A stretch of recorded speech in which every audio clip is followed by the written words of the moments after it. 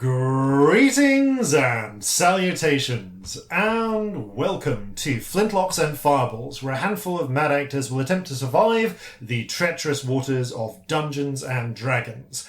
I am your host and Dungeon Master Jason Phelps, and I am joined, as ever, by Robbie, Mirror, Mirror on the Wall, Bellekom, Sam, Mirrors on the Ceiling, Pink Champagne on Ice, Burns, and Ellie, Through a Mirror Darkly, Sparrow. I always look through mirrors darkly. And Every see time. A terrible reflection of yourself. I wanted to say something mirrors. Mothman-y, but I just made a sound instead. Mothman. Something between Mothman and Inception Foghorn. It's a confusing combo. Mothman. Same composer. I did not know that. That is a good fun fact. Yeah. Top quality fun Zimmer. facts today on Flintlocks and Fireballs. For more fun facts, let's cast our minds into the fun fog of the future and demand, future us, what fun facts from the present? This is Future Jason with a fun fact from the present. Today's fun fact is that the questing beast was a medieval creature, or at least a creature in medieval folklore and literature, described as having the head of a snake, the body of a leopard, the haunches of a lion, and the feet of a hart, with a great noise coming from its belly, a barking like 30 couple hounds questing, which I love as a wording choice there. It's definitely a giraffe. That is a giraffe. Back to you, past us. Here's the point where I need to write down for the future, like, you need a fun fact from the present. If you feel like it. Yeah. Like, I never know if I'm going to fulfill those requests or not. Yeah, sometimes you let past us scream into the void and you do not listen. Yeah, it really is. We can it's ask a for toss-up. fun facts. Will you deliver? We just don't know anymore. I might get a not fun fact. A deeply boring fact. Yeah, more likely a somewhat despairing fact. An upsetting fact. An upsetting fact from the present. I'm here for an upsetting fact. That's piqued my curiosity. Well, as upsetting facts go, it's time for us to bring an end to this to our usual weird preamble. Speaking of being Again, upset, Flintlocks and Fireballs. Our land stands on the sabre's edge. Our cities are a powder keg. Brother chains, brother, no one's free. A life on land is short, you'll see. So gather your muskets, gather your spears, we'll plunder the shores of Calcinea. No kraken, storm or spell we fear, so come and sail with us, my dear. Previously, on Flintlocks and Fireballs, the party continue with their sort of month off, leading up to the Continental Congress, Constitutional Congress, Conference of the Colonies. There's a lot of names Continental being... breakfast. Lots of words beginning with C-O-N. Regardless, Well, yeah, there's certainly a lot of names for this being thrown about. But those certainly are words. the important thing is, come the early on the following month, the powers of the continent, or at least this portion of the continent, will come together to attempt to broker, successfully or unsuccessfully, some sort of union to stand against Syria.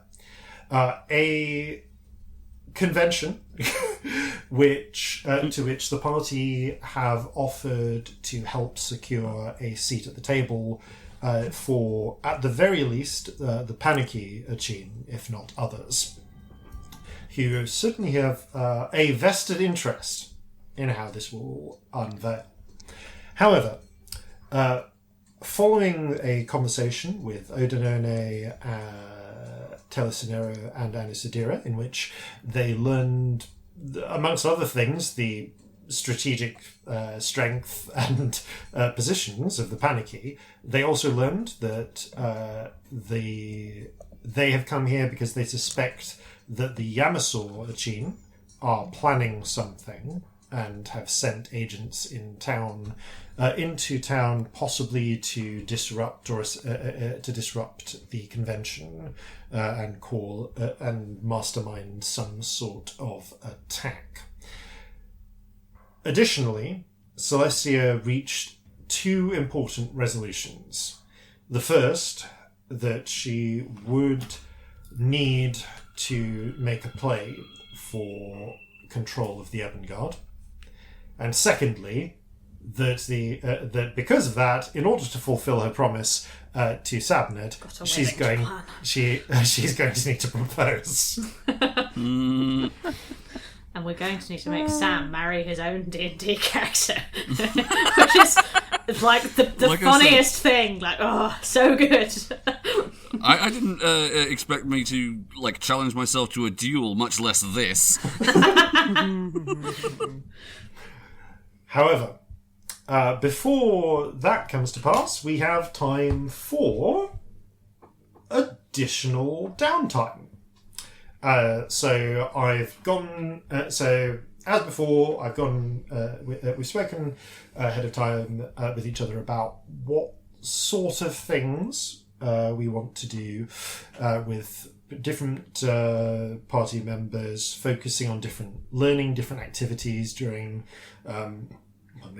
downtime. Others trying to some of which are going to be more intense. Bit by bit efforts, others which will be more a case of taking place over the whole 5-day span.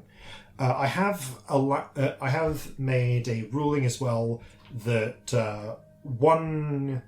in terms of the longer running downtime things, one character can essentially assist another and thereby allow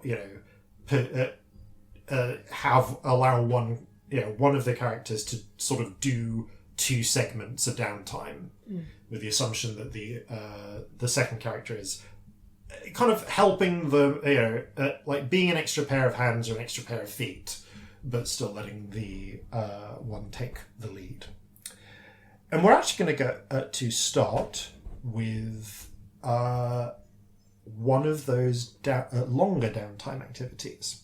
So this is going to take place over the 5 days or so that run between the 12th and the 16th of First Flurries, because the 17th is when we are next jumping back into the character to sort of active time.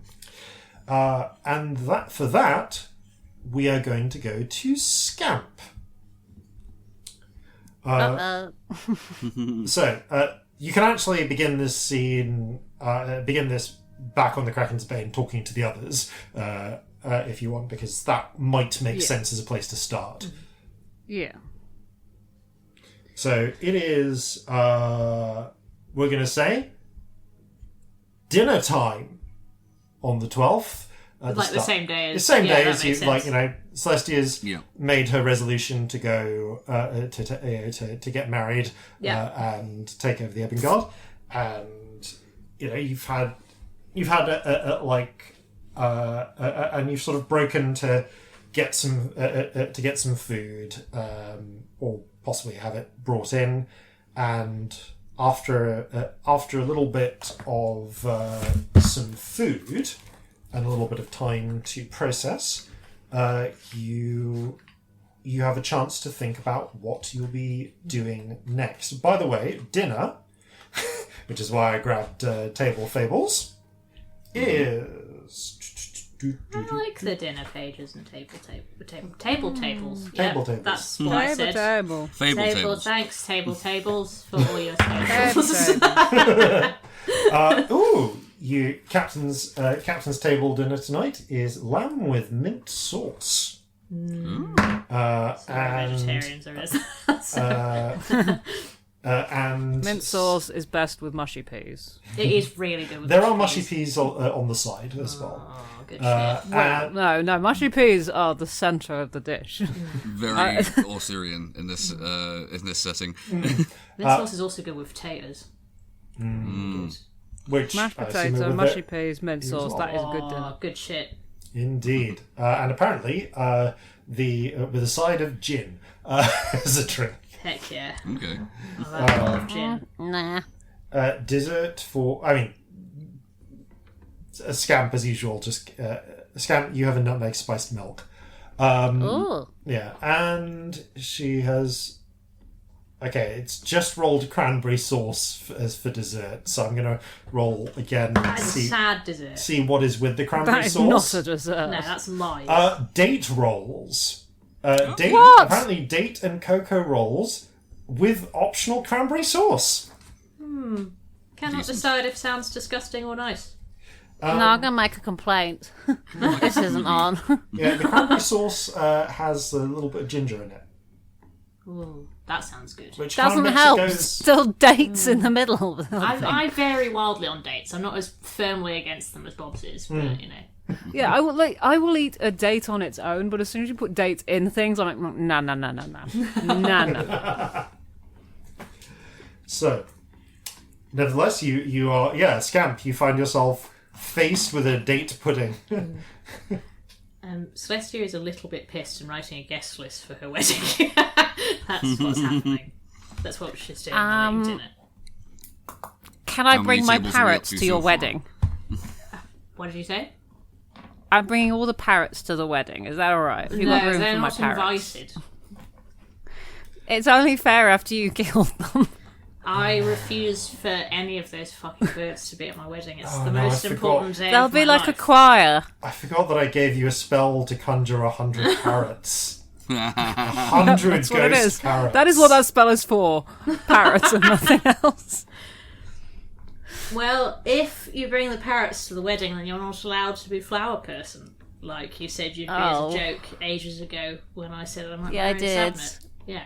Yeah, no, I do want to do that. Can I make your wedding dress? Yes. But it can't be a dress or I'll kill myself. So... Oh no, I got your wedding outfit. Do you think Sabnet will want to wear the dress?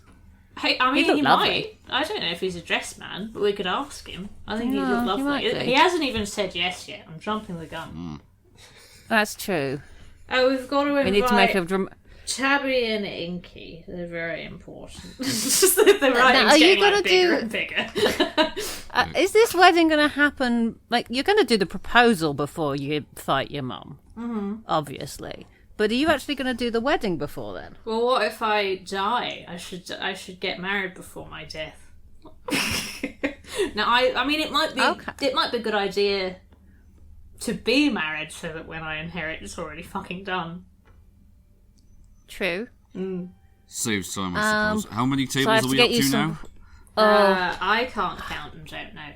Lots. Plenty lots. So I have to get you a wedding present before the fight. I mean, I guess so. Because if you were going to just do the fight first and die, then I wouldn't have to get you a present. If you died, I wouldn't have to get you a present. That see. is true. It seems a waste if you go and then gotta. I mean, if you're planning Maybe on what I could. assassinating me, now's a good time. I'm very drunk. No, just if you were going to die in the fight right after the wedding, it seems an awful waste. An That's arrow true. flies through the window. It's like the sort of thing that would happen in a play. Yeah. Yeah, this whole thing What feels a if- bit like that, doesn't it? What if I got you a suppose. wedding present that would help you not die? I like not That'd dying. be useful. It's a good thing Not because then it dying would be. please me. It wouldn't be a waste of a present then. And also, my poor husband wouldn't be left all on his own son. It'd be a poor widower. Somehow I think Sabnet was born to be a widower. I think it would suit him Like, very much. it's always been his goal. That's his destiny eventually. I mean, I hope to outlive him. He's a lot older than me. What, 100 years? Yeah, but you're about to challenge your mother and then fight a kraken. So you know. I feel he's got quite good odds. He might come and fight the Yeah. Kraken if we ask him really nicely, though. And he's my husband and stuff then? If assuming he Yeah, says no, yes. I have to. So he has to. I mean, given how strictly he adheres to drow custom, he might feel duty bound to accompany you. He probably fucking would, wouldn't he? But then there's a real danger he'd challenge the Kraken to a one-on-one duel. It's the kind of He'd have thing to get he'd through do, me wouldn't first, and he knows how that went last time. Yeah, you did win last time, didn't you? It was very funny. So, if I get you a wedding present that stops you dying, what would that be? What can I get you? What stops me dying ever? No, but stop you dying to your mum, maybe at least, so you get some use out of it. Ooh, okay. Because I just gave little Corzin a hat. Something that makes you more resilient in combat. Never a bad thing. I mean, I I could think make you Corzin, invisible. You might That's be on the right not track. wouldn't I feel work. like I fall over way quicker than you two do. Maybe some sort of wheels so that you don't fall over, that keep you upright. So that I wobble, but I don't fall down. Oh, like a wobbly thing. Yeah, like a big Like one of round. those toys you can't knock over. Yeah. Of course not one of them. Turn you into a weeble. Yep. I that's what we're doing. absolutely buy that somebody would have got little Corzin a wee. Little Corzin has Has a weeble. Little Corzin has two weebles. They have faces on. They have names. One is called Weeble. Right. The other is called Bob. Weeble. Excellent. Aww. Weeble and Bob. Weeble Bob. That's Weeble. adorable. I mean, by falling over, I meant... I know that I'm a clumsy bugger, especially when I'm a few in, but I meant passing out. What if we got you some really, thick armour? Now, you've already got armour, haven't I you? think I'd struggle to cast in really thick armour. You're really weak. We could make you really strong, but I don't know if that will actually help at all, because it's not like you're hitting the... I don't feel like You don't really punching hit her in people the with face heavy really things, hard do you? will actually help as much as it'll feel good. It'll be funny. It would be Given funny. Given your fighting style, something that makes you more resilient to having any of your magic dispelled or interfered with might not be a bad idea. That's true. It's very true. But it's not really a thing she does anyway, is it? She's not... No, she's not magic. I mean, she might have magic items, but she's not magic. Yeah. If that makes I guess any maybe sense. something to just make you better at not being distracted, I guess. That's true. If that's what you're Yes. saying, Cause, and that would make sense. That wouldn't Or hurt. maybe just a bit... I mean, not to be mean, but a bit tougher. I think we can acknowledge without being mean that I am considerably less tough. That I worry when there's a strong wind that you might blow away. Like one of them dandelion clocks. I am kind of spindly. She does a little... With a big poof spindly of white arm fluff on the motion. top. Yeah. You are basically a giant dandelion. Yes.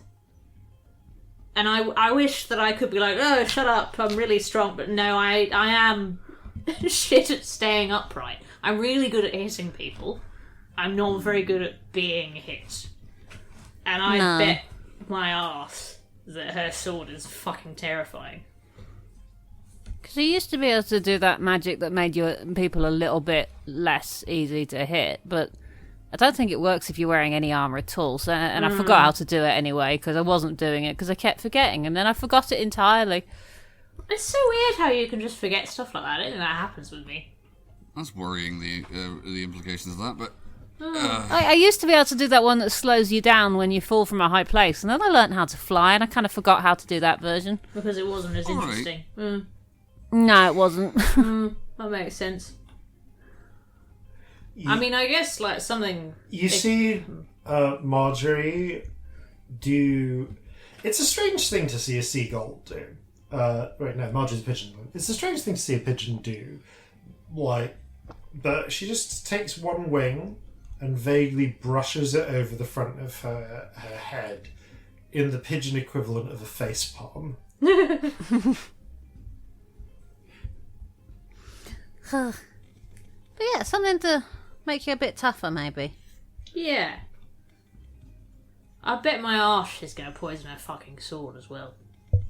Well, something that gives you an edge against being poisoned. I know the drow like to use poisons. We've got that fucking cake. There's a cake that the sorcerer gave us, the fancy magic cake. Yes, the dawn cake. Yes, that's the cake.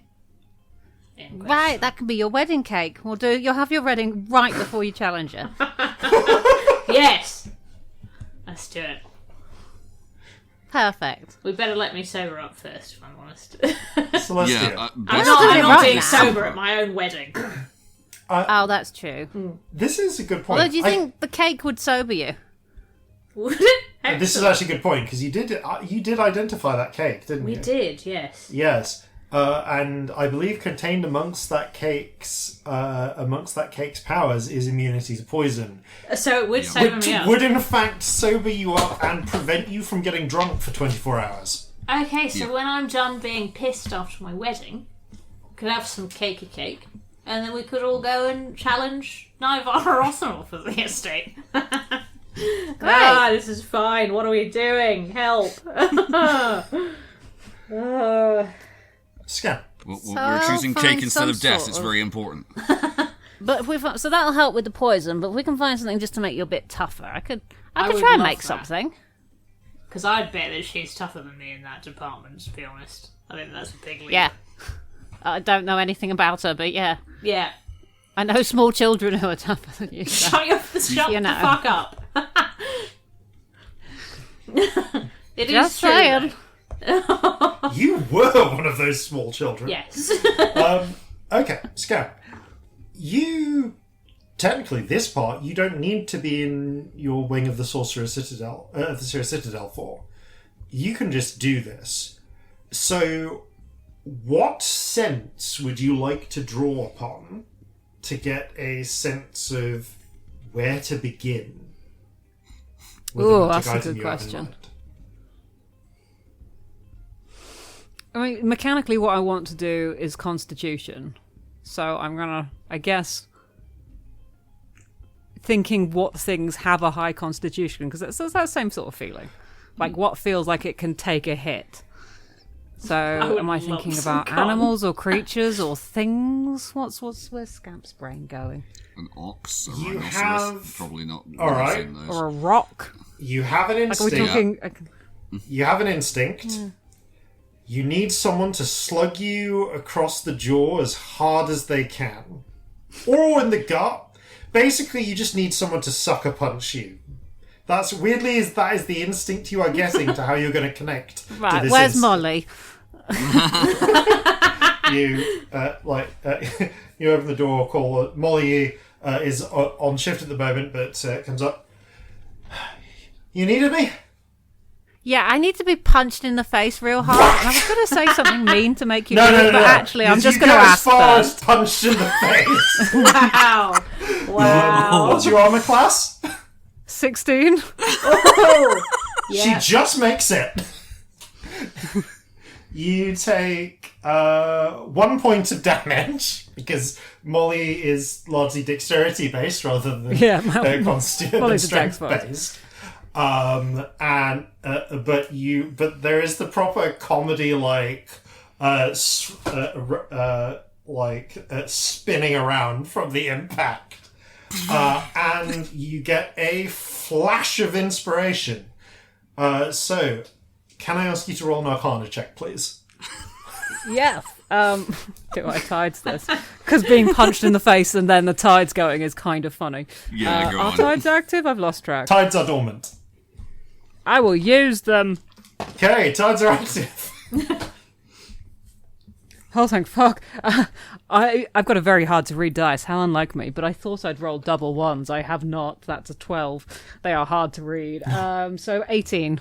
18. Okay. There's a series of sort of images and flashes and instincts flash through your mind amongst the stars of pain. Molly kind of shakes her hand out. That do what you needed? Perfect, thank you. Right, I'll see you at the end of my shift, my sweet. She blows a kiss to Love you, Corzin. darling. Closes the door and goes back. Okay, so having connected with the sense of injury, I love sorcerer magic. Can't believe that just worked. You get I'm really glad it worked. Imagine if it hadn't. I'd be asking more people to hit me. We'd have to get a queue started. You get an instinct about what could work. The sort of magic you are... Okay, you can think of... You get flashes of almost like slightly weaker versions of what you could make, and how you could make them. And these would be easier to achieve than the really strong impulse. So, for instance, you could... Sorry, I'm just trying to make sure that... Try to avoid accidentally deleting all of my notes, which is a genuine risk. Wow. Please don't do that. With that particular app. Okay, so you get a few instincts. First of all, there is you have an instinct that you could make a weaker form that would magically close wounds if Celestia was on the brink of death. And prevent her from bleeding out. You get a sense of how to make something that would prevent her from just being poisoned. Even something where... I'm trying to find the last one. Because annoyingly it's not showing it to me. And even one that would essentially contain like a short burst of healing magic that could be released once or in smaller amounts periodically.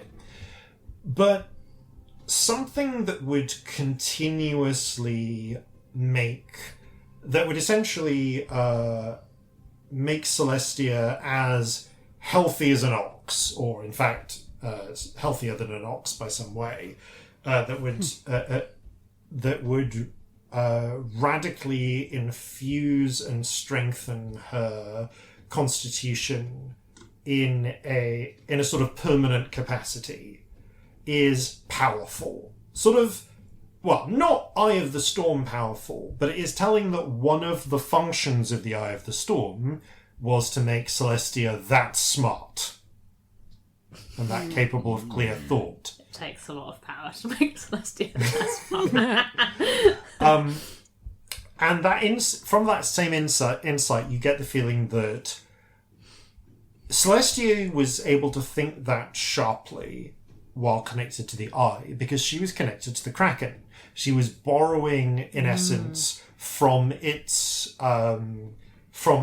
intelligence, which was even higher and even sharper.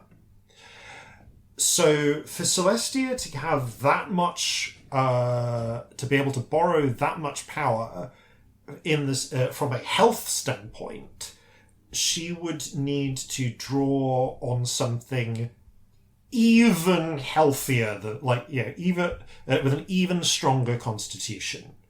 Probably something with powerful regenerative capabilities.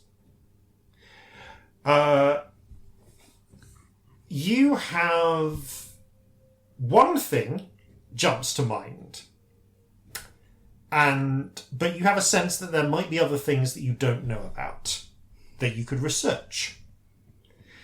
The first option is a troll. That's where your mind immediately goes, because trolls are famously of the giants, perpetually regenerating. Now, it also occurs to you in the same... you also get an instinct, instinct that says,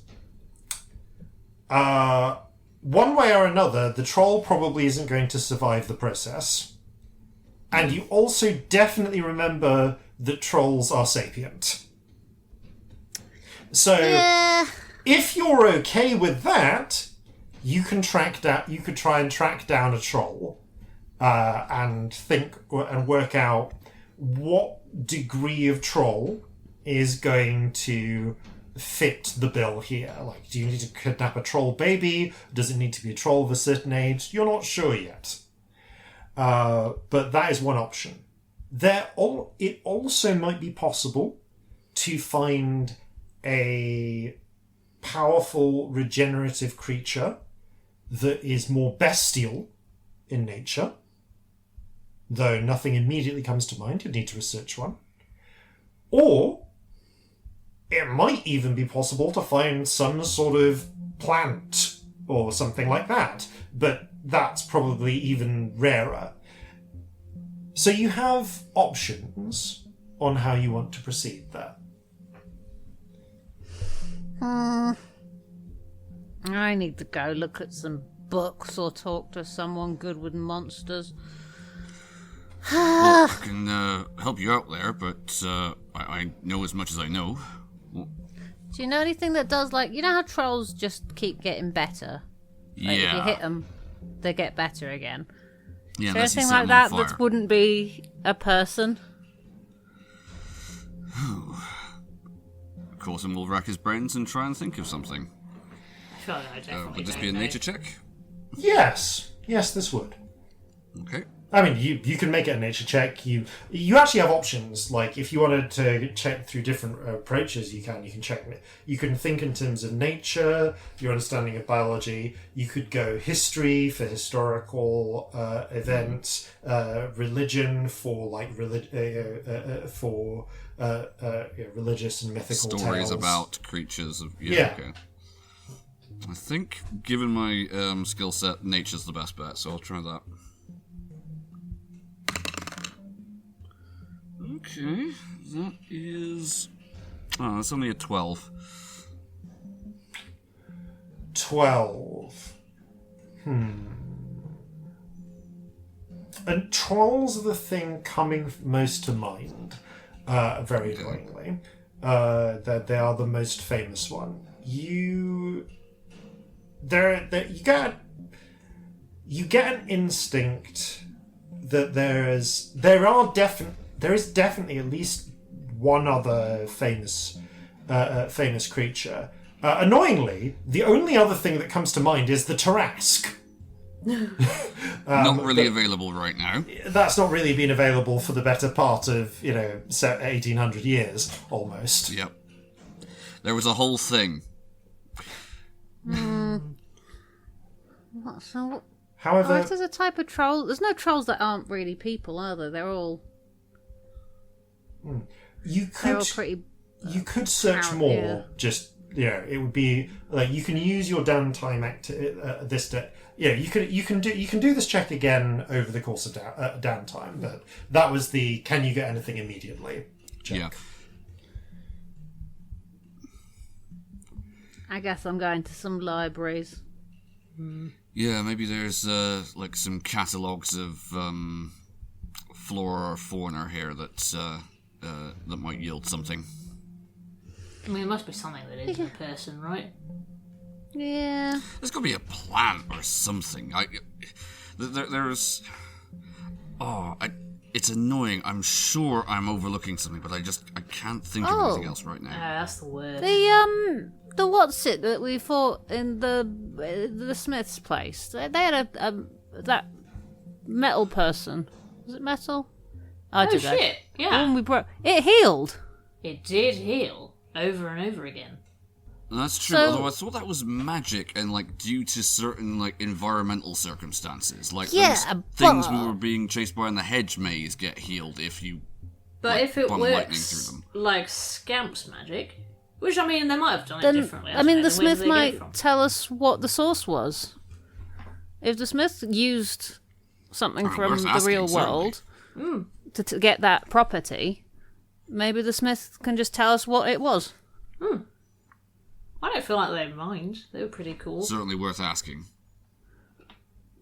And, they're probably fed up enough that they'll tell me what it is, so I'll go away. Whatever works. Sure. All right. I'm going to say we're going to split in two on this front then. And I will let both of you... You can kind of have a choice here. You can both I'm trying to think, is there any reason the smith would not be just quite helpful here? And really, no, there isn't. But it will take Scamp a bit of time to, like, teleport there, gas some questions, do some initial looking, and come back. So, all right, you know what? Let's go for this. For the sake of time, then I'm going to say, Scamp, you go visit back to the Sirius Citadel and visit the smith. Yay!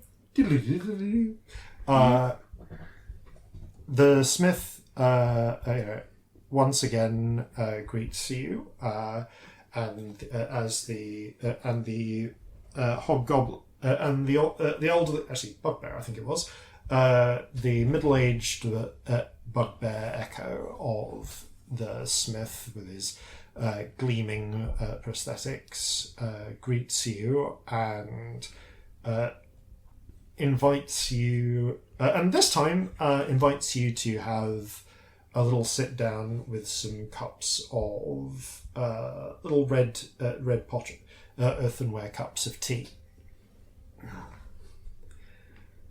Hello, good tea. Thank you. So, how did the hat go? Oh, it's a lovely hat. It turned out real good. Fine. Then you have solved the riddle of the duck. Yes, I have a giant duck now. That is one solution to the riddle. But I need to make more things. I'm sure you know the feeling. He nods. Your thing that heals itself, that just gets, like, if it not interfered with, it just heals, right? What sort of magical thing did you go and get for that? Because I could do with... My friend will blow over at a strong breeze. And that's a problem. Like a small child could push her down. Without difficulty.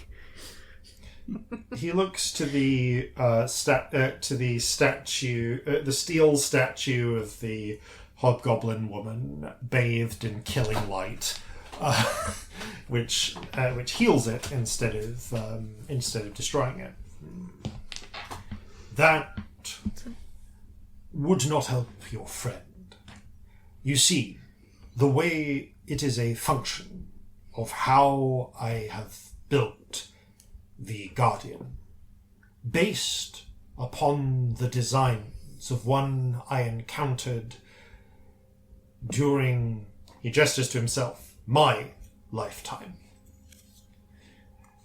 within a sanctum of the one they call the dead god, Moradin. It is not living in the way that you, or presumably your friend, are, but rather a thing of spirit and steel, and it is enchanted to reforge itself with the power of the light that burns through flesh and bone. Okay.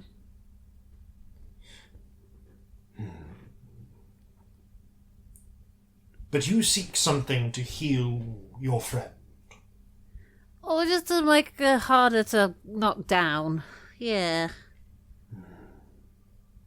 Difficult. Just, yeah, a bit less squishy.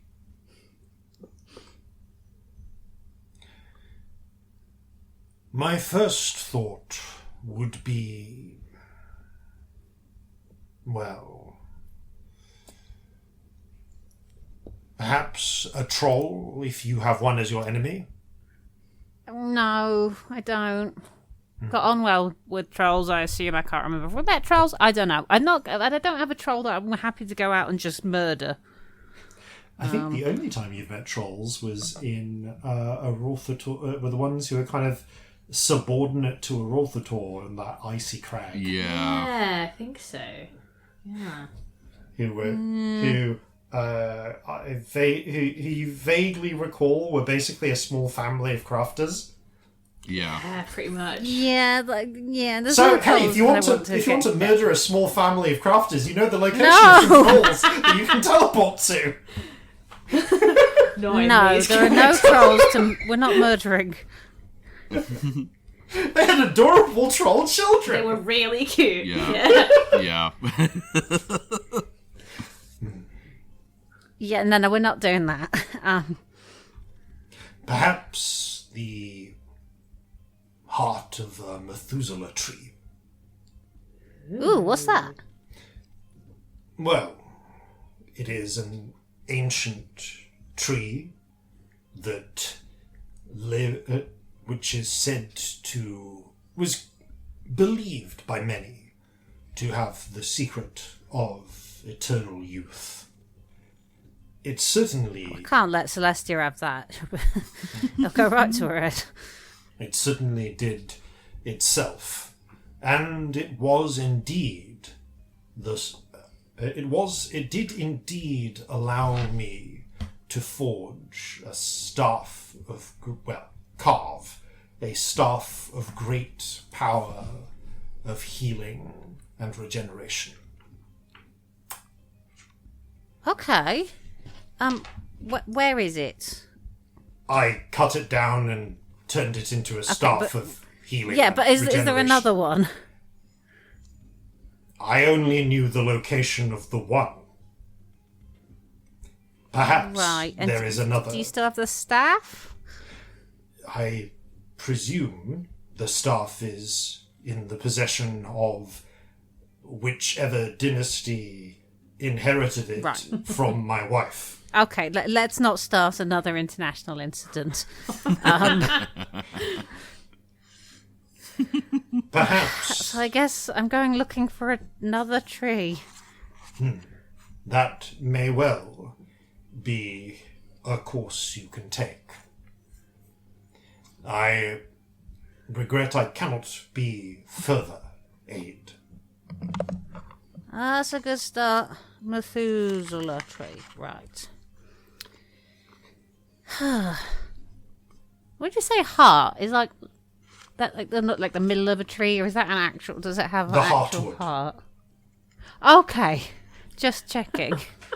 Good to be clear on these things.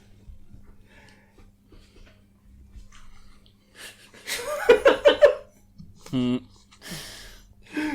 mean, in this setting, fair. Yeah. I don't want to take a saw to it and suddenly blood. Yeah. Suddenly just screams. Yeah. Like, dude, what are you doing? Like, I'm sorry, I didn't know. Have you any further questions? How are you doing? Well enough. You? It's good. Good. Do you want anything brought from the outside world? He takes a sip of tea while he thinks. He sips very noisily. That was the loudest one you could manage, wasn't it? Mm-hmm. Do you have any adamantium? Possibly adamantine, because I think adamantium might be. I think adamantium is the copyright X-Men one. So Yeah. do you have any That's the adamantine? one. I don't know. Maybe. You don't. I don't. No. I'm thinking of something else. But if I come across any, I'll keep you in mind. Then, for now, all is well. I wish you luck with your craft. Cheers. Right. Trees. Go ask about... I don't like trees. I'll go ask about some trees. So, you return. Okay. Damn it, the answer is a forest. No! Shake fist at sky. Alright, so I'm going to say that you kind of have a choice here. of both of you can do some. You can kind of both roll, or you can join together and do one roll with advantage. If you both do a roll to look for, you can pick either. You can pick whether you are looking for the Methuselah tree, or you are looking for alternatives, like bestial regenerators and so on. And if you want to do one roll with an advantage, it's pick one or the other, and you can kind of join forces. I will say that Corzin. Actually, no, you can still do nature again. You're just now hitting the books as well and, like, consulting with people. Okay, yeah, happily. I mean, what's your modifier? What are our best chances here? It's +6. Okay. Shockingly, Let's maybe Celestia do does not come to the separate library. ones then, because let's do. Yeah, is it worth doing one of us looking into other options and one of us looking into that then? That's wrong. My nature should be higher than that. Oh wait, no, it is right. That's +6. Sorry, I thought it was wisdom based. It's intelligence. No. I think it was wisdom based in like third. Yeah, that's probably what. Yeah, I'm it feels like with. it was at some point. Yeah. Yep. Which I realise is like well over a decade ago. Ages, yeah. I still like mistake things for the third version though, sometimes because we started there. I mean, like not on this podcast, but like before. Right, I'll look into that. You look into other things. Okay. All See right. what we get, because we've both got the same modifier. We might as well. Yeah. Okay, so we're rolling separately. Rolling separately. Yeah, I think so. Okay. We'll start with whoever rolls first, which I think was Scamp. That was me. That was you. Okay. So tell me Corzin's nature check. 16. Okay. And can I add a d4 to that? Or are we in different places doing this? You can be. question. You can be in the same sort of like bookshops and libraries, looking for stuff. That's I fine. can't add to my own. Yeah. But, I got a whole 4. Okay. It's 20. That's a dirty 20 then. All right. I will say that with bookshops and so on, you collectively spend about 25 gold buying books and and the like, because that's part of the research cost. Yep. I'll mark that off. Cool. Thank you. Scamp. I got an 11. 11. Okay. Terrible. All right. So Scamp, no luck finding the Methuselah tree, unfortunately, this time round. But you do find a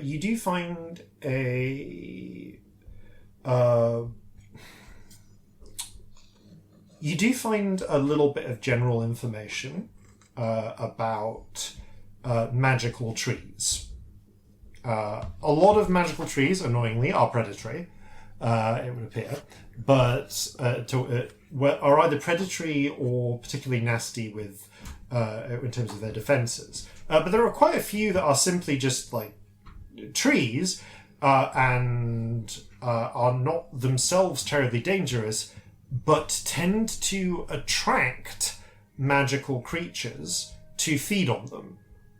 It seems that there is a level to which you discover that there is, from the works of some exploratory zoologists, an emerging field amongst natural philosophers, that there is such a thing as a whole magical creature ecosystem, and these tend to be focused around areas far from civilization. This is not.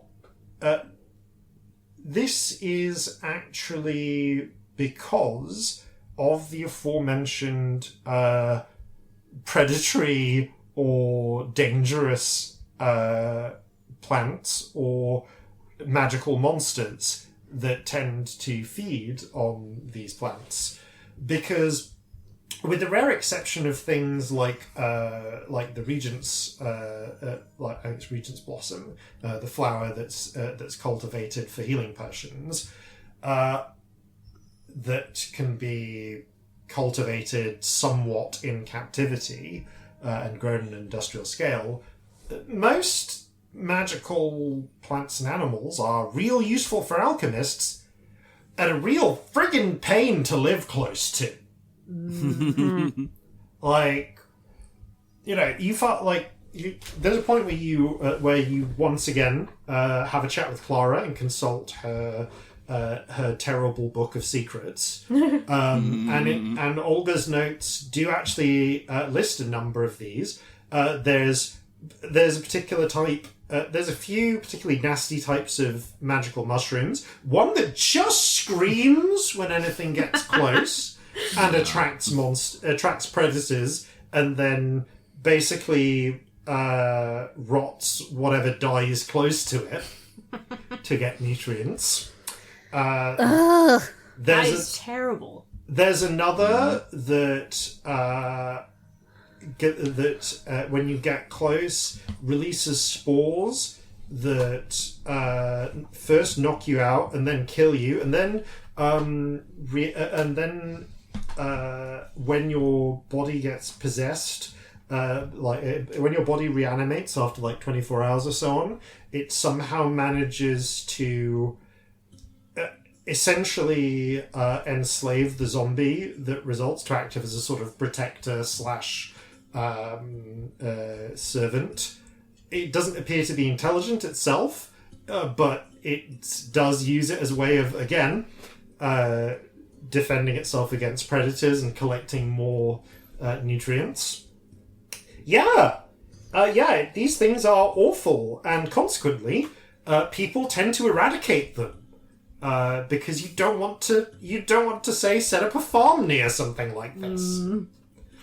As a result, the most like with the wyverns to a degree, the more magical creatures and plants, especially the ones with the rarer ones, are going to be in untouched wilderness with high biodiversity, and therefore. Yeah, your prospective Methuselah tree is likely to be somewhere that is hard to get to if that ended up being an area you wanted to look into. You'd want to be looking into places like, yes, the Great Forest of Meadmere, but also the high mountains, like very high mountains, possibly even the deep desert, Fairnon. Because it's essentially almost entirely unexplored and is an untouched landmass full of horrifying dinosaurs and other creatures, would be a good area as well. So it gives you some broad pointers. Corzin, you're not looking into the Methuselah tree, but you do successfully pin down the other creature you were thinking of. Aha! Okay, so I mean, there are some things that come to mind. One famously, I suppose technically there's a couple that come to mind. One famously is the Hydra, a multi-headed creature known for its ability to regenerate its damn heads, and kill, and also for being really, really friggin' difficult to kill. You also learn that the majority of Hydras don't actually have that regenerative ability. It turns out that is a very specific magical subspecies of Hydra, and most Hydras are just horrifying multi-headed giant lizards that are apex predators. So tracking down a Hydra is one option, but you have to make sure you get the type of that it's the type of Hydra which has magical regeneration. Yeah, the right one, because apparently Calcinea didn't have a major extinction event. Well, we got to be careful though. If we get this one that just grows more heads, we don't want Celestia with more than one head. They'd argue with each other. None of their all clothes the would time fit anymore. It would be terrible. Yes. A true tragedy if you're Celestia. The other option is one that occurs to you, springing from your thoughts about the Tarrasque, because you actually because this actually reminded you. You suddenly remembered something you learned way back in Regent School, as a kid, which is the legend of the slaying of the Tarrasque. As legend has it, the regent slew the Tarrasque and banished the Phoenix. But when the regent did that, the actual sort of executors of the regent's will were an order known as an order that sort of have come and gone, like risen and fallen in prominence. They've gone through a few different names. Under Petra Leone, they found a patron, and they were known as the Paladins. Yeah, they were essentially a sect of sighted holy warriors. But the sort of progenitors of the Paladins, that original order, journeyed to Haldanos and slew the Tarrasque, and apparently in so doing returned with the Holy Grail. But the legend goes, born out of the Tarrasque's death and rage, were her spawn, the fortress beasts. Yeah. And doing a little bit more research, there are, as far as you can tell, no feral fortress, no wild fortress beasts. Besides, there couldn't be. They'd just level a town. Exactly. It would be like such a problem. They'd have a massive kaiju problem. Yeah. Every fortress I'm sure beast... you can solve that with like massive constructs. It's funny you should mention that. So every fortress beast that exists is raised in captivity. Famously, the fortress beast didn't come back with the precursors of the Paladins to Jova. A sect of them stayed and basically husbanded the fortress beasts. The time fortress beasts returned to Jova was with the Great Khan Borte, who, along with about 100,000 hobgoblin riders and horse archers, marched fortress beasts across the ice bridges that her sorcerer husbands created between Haldanos to Sanistal to Orcres, to the Osirian Isles to Jova, which is how Brighthall ended up with one. And they kind of bred them into branches, terrestrial and aquatic, although arguably both are greater or lesser degrees of amphibious.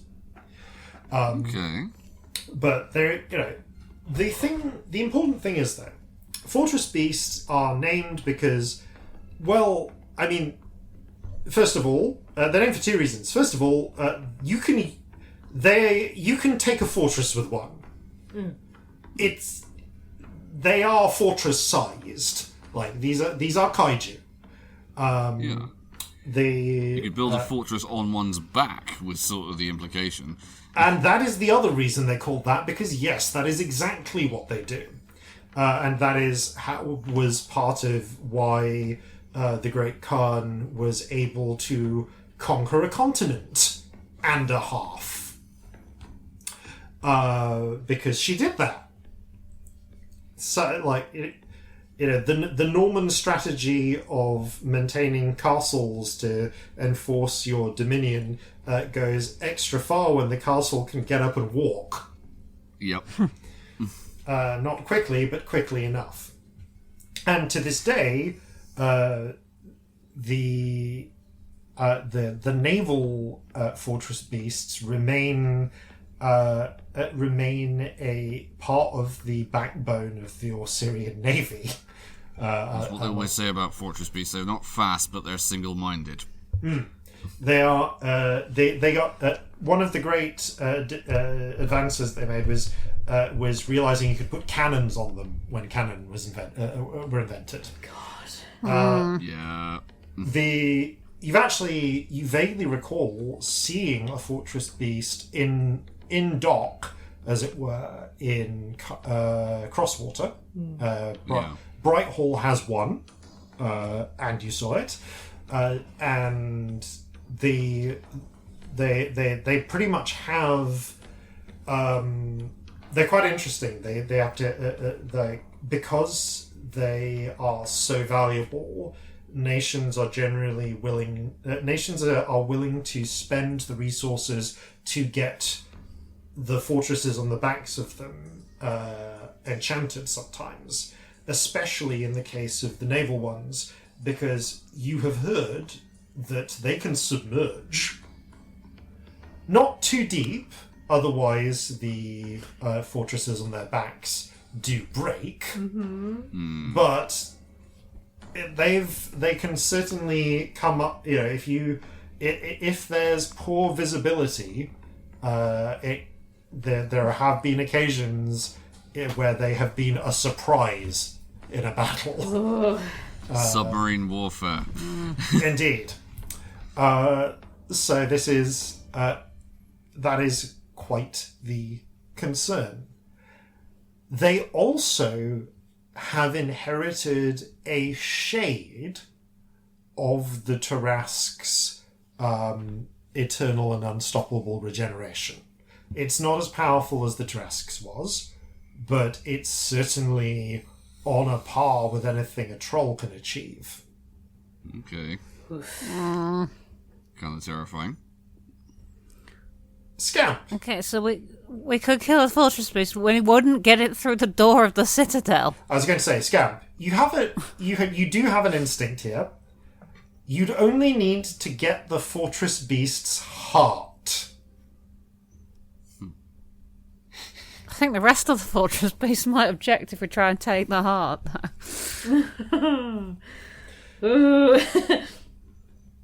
The heart of a fortress beast, I mean, you got a 20 on that nature check, by the way, is... Size of a small house? No, it's smaller than you'd expect. It's still big, don't get me wrong. We're not talking... it's bigger than will fit in... It's bigger than a barrel, so it won't fit in a bag of holding. Okay. But it is... Assuming... I mean, you assume that it will... Assuming that it is somewhat squidgy, it'll go through a doorway. It'll certainly go through a double doorway. I would describe... I would say that the heart of the fortress beast is a large object. So possibly like the size of a rowing boat. Yeah, I forget whether it's either large or huge.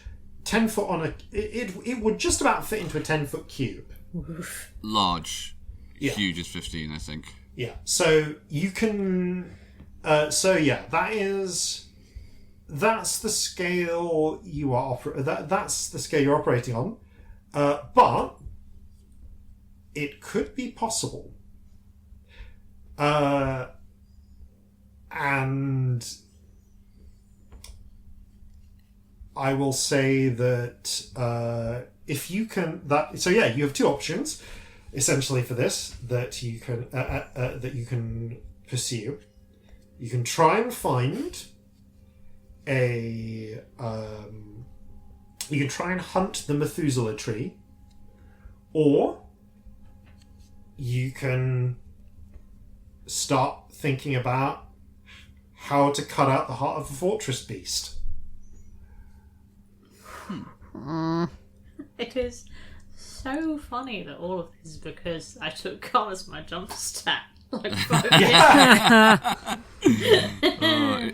It's What like an the asshole. what is it? The dominoes meme, isn't it? Yes, it is. What is your con, by the way? Oh, I think like 10. These I'm gonna check. Is Hang it on. on That's this? that one. Yeah, 10. 10. Yeah.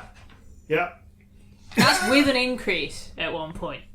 Oh, it was with an So if we increase. could Yeah, get I your- had a- if we could get- I had a minus Yeah. con at the beginning. Yeah, you We did. could get you so many hit points at this level just by So upping your many. con. Yeah. The consequences of my actions. But yes, you definitely know the location of at least one. Well, you knew the location, whether it's of at least one fortress beast. I would say that you in your next downtime, you can try to look at into one of these two. But I will encourage you to make your decision about whether you want to try whether your plan is track down a mythical immortal tree, or try and steal. Basically, try and not only kill. I mean, you're gonna have to kill it. As like whether or not you kill it and then take its heart, or kick its heart and thus kill it, you like whether or not you try and steal the heart out of and therefore kill a national war asset of someone. Oh, let's This is face not it, gonna it'll be a Assyria. heist. Yeah, if we're killing it, if we're taking one from anywhere, it's going to be Assyria. Yeah. Yeah. Don't they have one kind of in the general vicinity right now? Because wasn't it like a possibility it could have been brought to bear in the Battle of Newmark? Yeah, they do actually. You might need to look into finding out where it is, but we can make that sort of. We'll make that part of. If you want to go that route, we'll make gathering that sort of information part of the next. Next. This might take a little thought, and yeah. Okay, question for you, Jason. Yes. Given what we know of how scrying works, would it be possible to scry on, like, for example, a tree like it's a living thing? Or would it have to be like a location we were already familiar with? You know, I need to actually check scrying for that. I don't feel it. I don't know. I can't. I'm trying to think. I 'Cause- can't remember. Is this why I'm asking? Because I'm not sure. it would seem like the obvious thing to do given the resources we have at our disposal. Yeah, we ought to hire someone to scry these days. But Yeah, well, we can hire someone to scry, but, like, frankly, if we're going to scry on a tree, that's one thing. If we're going to scry on a fortress beast, that's almost certainly going to be protected against that because it's a military surely, asset. yeah. Yeah, it is. It's creature or location. So, Okay. I'm going to say that since you have no indication that there's nothing thus far to suggest that the Methuselah tree is anything other than a tree yet. It kind of comes down to if it turns out that the Methuselah tree exists and is like a some sort of ambulatory monster type tree. If it's enough of a danger to qualify as like a plant creature, Right, yeah. then I guess essentially, if it has enough of a sense of self to Right. qualify as a Right. creature rather than as scenery, it could be scried. if it has the level of sense of self of a tree, no, scrying won't pick it up because it blurs into noise. But if you find locations that you think a Methuselah tree is in, you could scry those. Okay.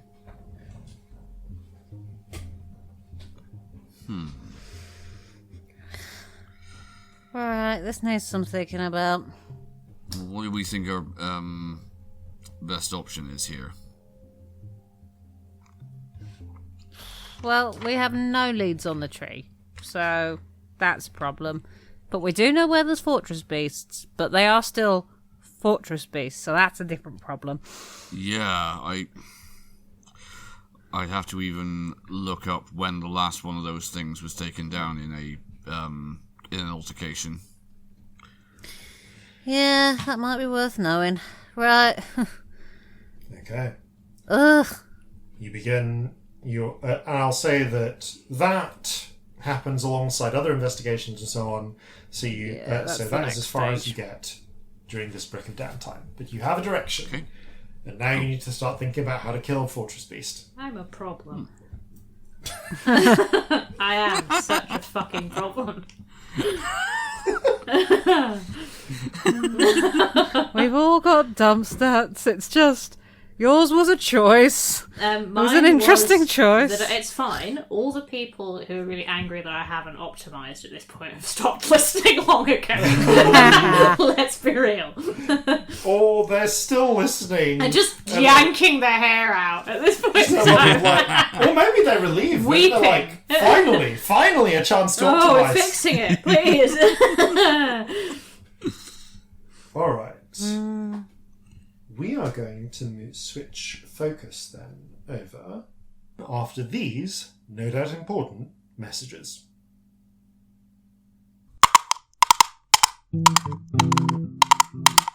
Whoa there, friend! Do you need some reliable quadrupedal haulage solutions? Then look no further than Pete's Ponies, the premier haulage stable for this side of sundown. Whether it's Halfland ponies or Osirian Shire horses, we've got them all. And this week only, we have a special discount for teams of 6. Pete's Ponies, you're in safe hooves. So, Celestia. Jumping back to the 12th. The Scamp and Corzin, after discussing the idea of... after ruling out killing some trolls, kind of finish up dinner and head and start going their separate ways. Corzin will be looking into the things he's looking into. Scamp just teleporting away to the Citadel to have tea with the Smith. Yeah. What do you do next? I mean, it's the evening, kind of, isn't it?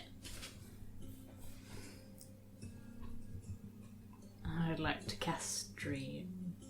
Okay. So I torch the Rainbow... I guess I do my usual... I torch the Rainbow Spirit first.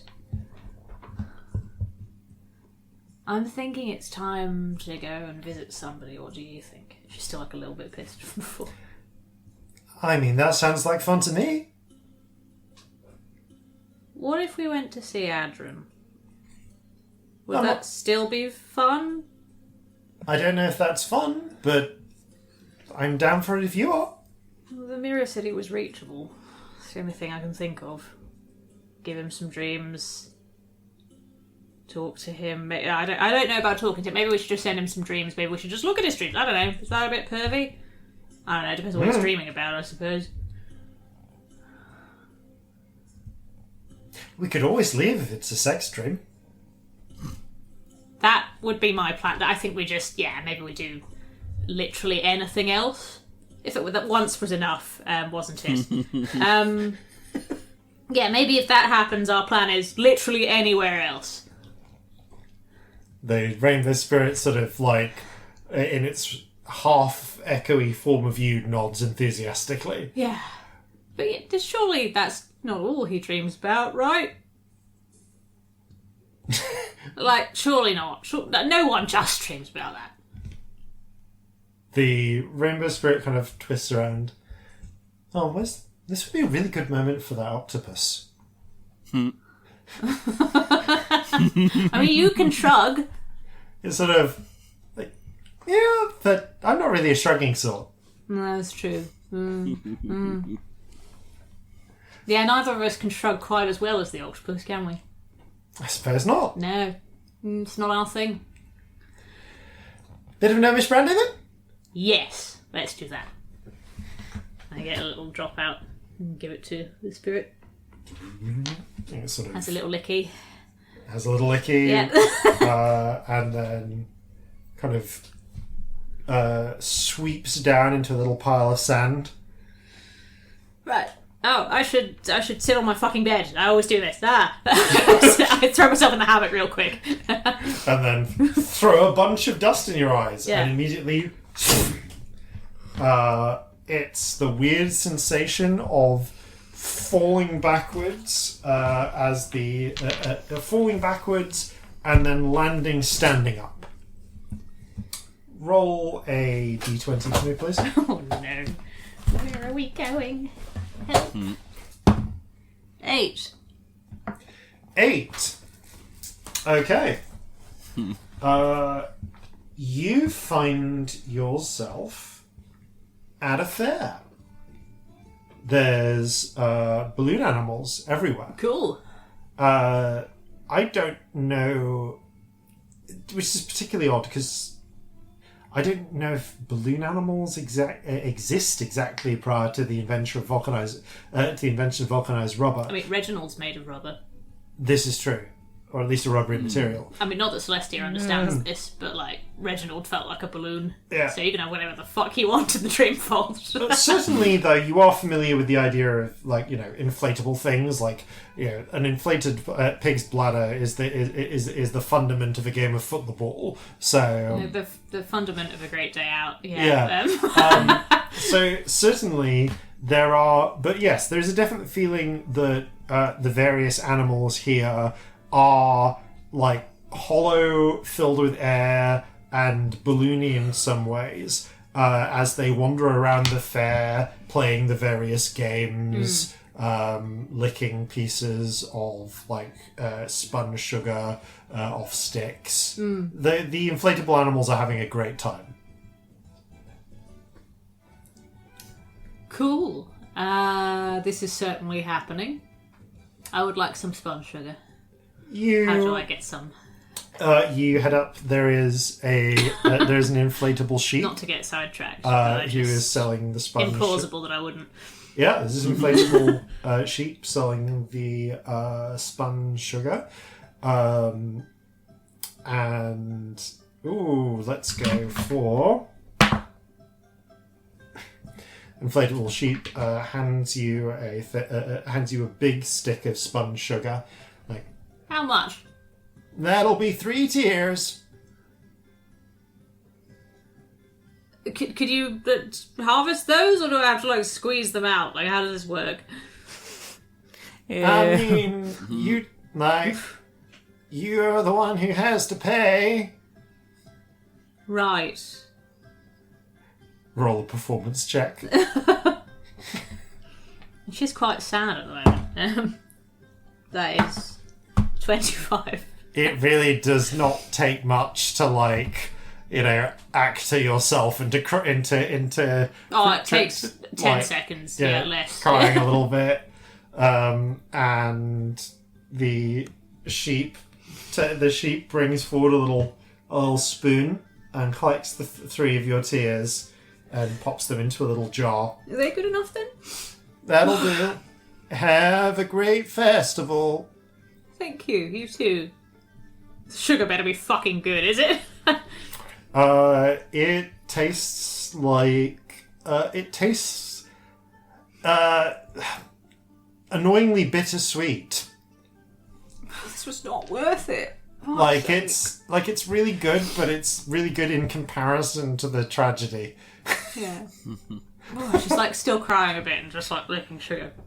Oh, fuck me, everything's really stressful at the moment. Anyway, where the fuck's Adrian? Let's go and find him. This was a stupid diversion. We're not doing anything else here. You follow the flickering rainbow flame at your fingertip and journey through a woodland scene with various streamers hanging off the trees that transitions into a more gloomy sort of petrified forest that transitions again into a more ominous series of stone columns, and then into what seems to be some sort of dark and cavernous set of architectural motifs. You see as you walk past little echoes of people in different dreams. The architecture, there are bits of the architecture that feel reminiscent of different motifs put together, and you kind of you can see there are some people who are hovering in areas where the motifs are more crypt-like or sepulchral. Others who seem to be in more jovial scenes where it's just more like classic dwarven architecture. And walking down a hallway, you see a ghostly figure that you recognize and half recognize, surrounded by a little shimmering bubble. You step into the bubble. I might conjure myself a little nondescript cloak of some description. Because I feel like in the Dreamfold I can follow not usual Celestia rules in terms of hiding a bit. You can. Because I control everything. So. And with your control over dreams here, you pull a cloak of shadows around yourself until, and as you step into the dream, you are a shadow on the wall. It's not a perception filter myself, I guess. Yeah. Okay. You find yourself walking a familiar corridor. Oh, nope. It's home. Or at least no, it isn't. the house you grew up in. It is certainly Rothenal Manor as it was. You recognise this corridor. It's one you've traversed hundreds or thousands of times. You couldn't really say. You know that if you continue going onwards, you'll reach one of the dining rooms. That if you were to turn back and ascend the stairwell, you could head up towards the solarium or some of the family chambers. If you took a right, you might head towards the more immediate household slave quarters and the kitchens. But on this path, you know, is the door, and it is a door that you have had less occasion to enter over your life. The door to your father's study. Has Celestia even ever been in there? You've seen the interior before, but it's like been a rare. handful of times. You've seen your mother's study certainly more times than you would like, but of the two, yes, definitely that. And Adrian is not the Adrian of now. You see stepping up to the door and a little less held, a little less composed than you are used to, a drow child with bright scarlet hair, dressed in a dark suit of essentially the sort of noble, kind of following the noble child aesthetic that you are used to in drow society. So no colours, more heavily on blacks than greys. Slightly tiny adult clothing vibes. Yes. Yeah, very rather much. than child clothing. Yes. And there's a look.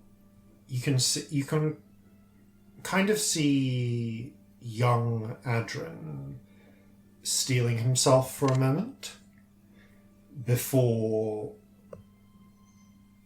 knocking twice on the door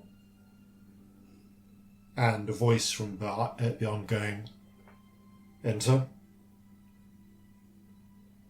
He turns the handle and steps in. Am I able to follow without causing a ruckus? You, as the door opens and Adren steps in, you can slip inside. Yeah, I'll do that. Into the office. Peleus's, your father's, office is cozy in a sort of way, in that it is small and there is a lot packed into it.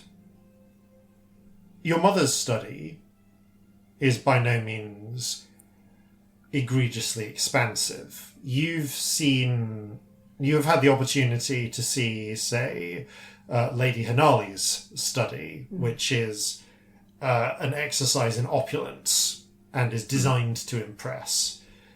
But you've been to your mother's study enough times to know that it is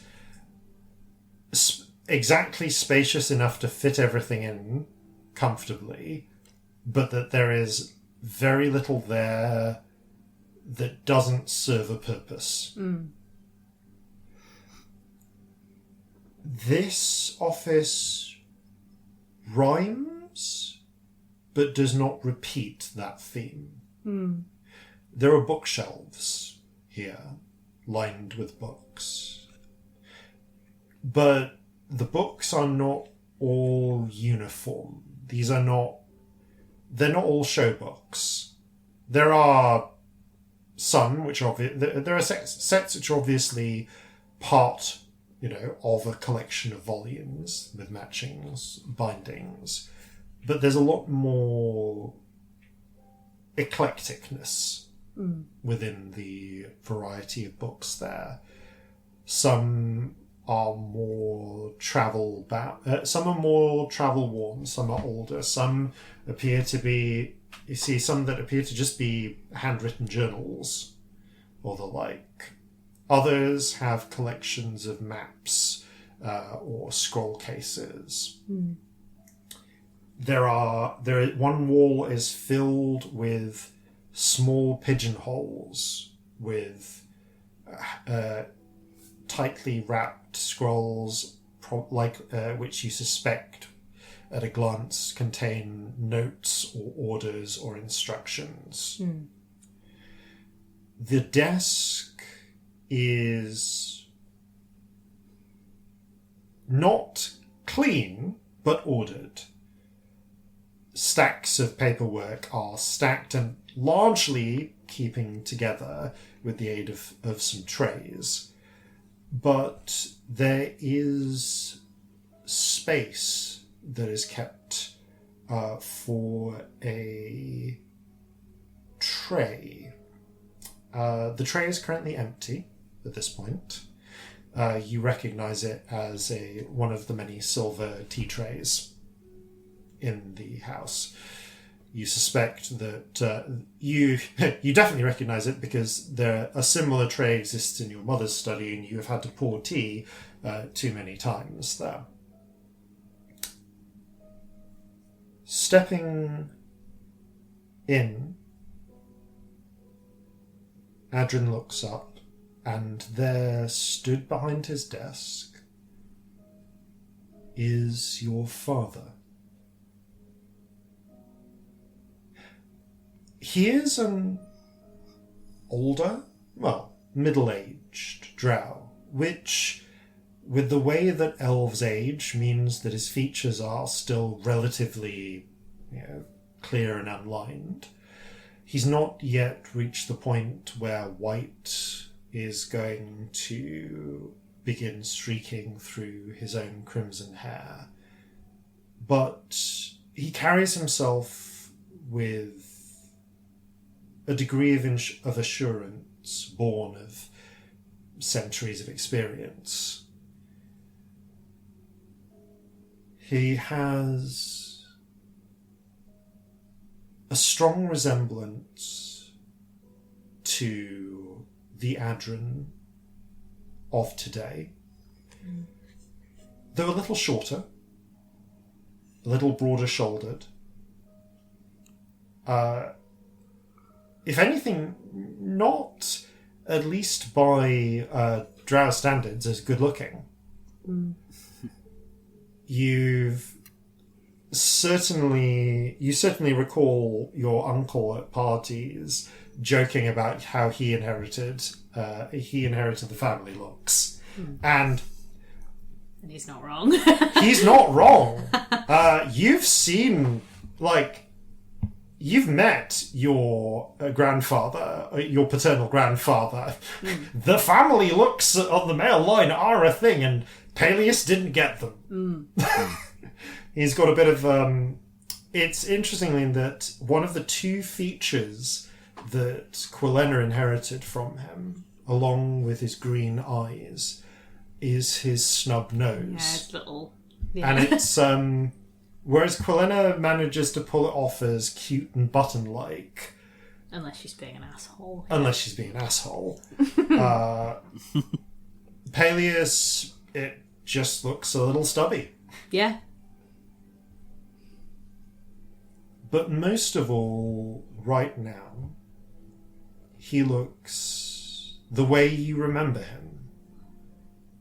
Stern, distant, impassive. The eternal supporter to your mother. Nivara's shadow.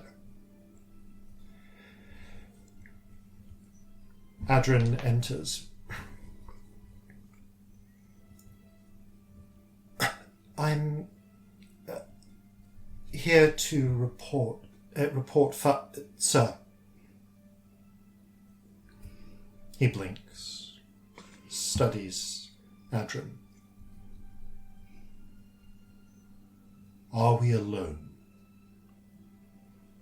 Adrian's eyes widen a little.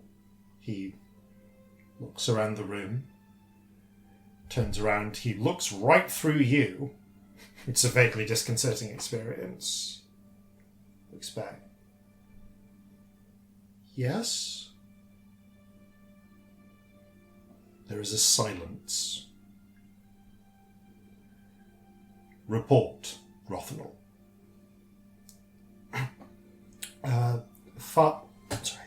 Sir.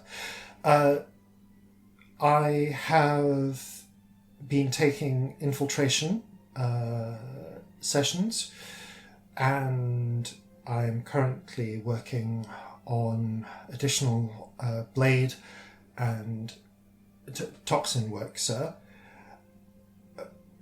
Overall, I would say that the estate appears to be in functioning order, sir.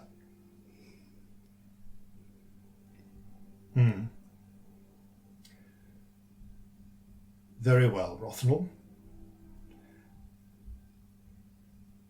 you need to take additional infiltration lessons with Master Linnell. Yes, sir. That will be all. He nods, turns to leave, and opens the door. I follow. He steps through, the door closes, and you're back in the office. Adrian is a little taller. A little taller. How old is he now? How old was he in that one, actually? You would guess. Yeah, obviously. Yeah, yes. no. It's interesting because you never saw him this young. Oh, right, okay. Because how much older is Adrian? Adrian is... Well, you might have seen him this young, but you don't remember him I might this have young. been about it, yeah. Adrian's about 3 years older than you. Okay, so I don't have a lot of memories of him. You don't have a lot of memories. You would guess he was about 6. Yeah. I've probably got, like, really vague memories of him. Vague been, like, memories. 3, yeah. So, he's grown a little. Probably, you would guess maybe it's a year later. Yeah. His I can clothes... describe this for audiences. Celestia just looks so fucking sad watching him. Like, yeah, I don't have a better description. He's a little taller. The clothes are more together. And his stance is a little more together as well. He steps into the office.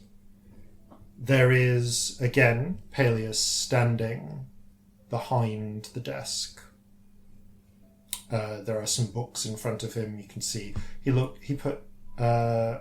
he has put down to one side a silver pen.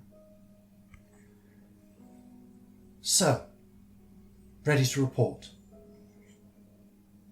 Are we alone? Adrian looks around. Up, down, back, through you, to the walls. Frowns. I don't know, sir. Peleus inclines his head. Honest. Good. How are your lessons progressing with Master Linnell, Rothnell? I am making some progress, sir. I would believe I would have detected him if he were standing behind the bookshelves, and I would have detected if he had left I believe I would have detected if he had left a listening stone in the room. I am making progress in my own concealment studies, though I have yet to catch him out. Peleus nods his head. Report, Rothnell. Overall, the mood amongst the slaves is stable, though there have been 3 incidents with some of the visitors, which I have recorded in my written report, sir. My younger sister is, as far as I'm able to determine, proceeding well with the governess. It will not be long before she is ready to begin initial lessons with Mother. With Lady Rothnell. Inclines his head. And the newborn. My younger sister is a baby. She is in good health, although she has injured the governess. Of course. I can report that her first tooth is coming. Biting Governess's fingers off. God. Well, not the fingers. Governess is also a wet nurse. Oh, God. Oh, no. Celestia silently cracked up in the corner. Understood. Very good, Rothnall. Inyon, you are dismissed. Hold, as Ladromir's turn. Ask Master Linnell to focus your training on displaced objects. Yes, sir. Thank you, sir. He bows slightly and moves to and turns to the door. Opens it. Again, steps through as the door closes. You're back in the room. A little older, maybe 10. Peleus is in the room. Some things are in different positions. A few more books, or other books changed out. There is a pot and a pair of cups on the silver tray this time. And Peleus is standing once again. Ready to report, sir. Are we alone? Adrian's eyes glance over the room. No, sir. Peleus, you see the corner of his mouth twitch up slightly. Please elaborate. The shadows don't quite match up. By the bookshelf, he looks. Master Linnell. Staring at one corner. Roll a perception check yourself, by the way. Can I even see that? 1. No, I did not see that. You are I'm surprised. Full on, I don't even see it. To see You are Mr. Linnell. That's what happens if you roll a 1. Oh, it's me. I'm definitely not Mr. Linnell. So he is actually looking at the bookshelf where you are, and you have the disconcerting experience of seeing Master Linnell slip out from a concealed portion where the bookshelf has been slightly moved. Ooh. And you lean back a little as he passes right in front of you. Is he familiar to me? Have I seen him before? He is familiar to you. This is an old member of staff. Right. I just didn't know that this was who Adrian was training with. Exactly. This is one of the male... it's a male drow from one of... who you recognise as essentially being of a subordinate drow house. The House of Linnell. So definitely not one of the 40 families. Probably a little lower in status than House Cornwraith. Yeah. In effect, but retainers. Why he's like on staff. Yeah. He is. Yeah, he is a retainer to the house, and you vaguely remember that Master Linnell was part of your father's staff, and essentially someone who was broadly under the umbrella of security, and thus answering to the House Master of Assassins, your father. You didn't really see Master Linnell work much. I probably didn't even question what he did for my dad, to be honest, because Celestia is a little bit dismissive of Peleus, for drow society reasons. So I probably just went, he's on Dad's staff, and didn't think past that, to be honest. Master Linnell steps out, gives a bow. Thank you, Master Linnell. You are dismissed. Sir. He opens the door, and steps out. Peleus looks to Adrian. Are we alone? Adrian studies the room again. Eyes passing over it, frowning, studies the place where Master Linnell was, which is where you are. Carries through. turns back. Yes. Sorry. Yes.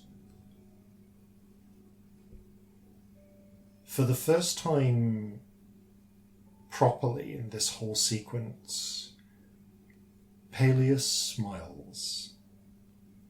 Have I ever seen that? Maybe not.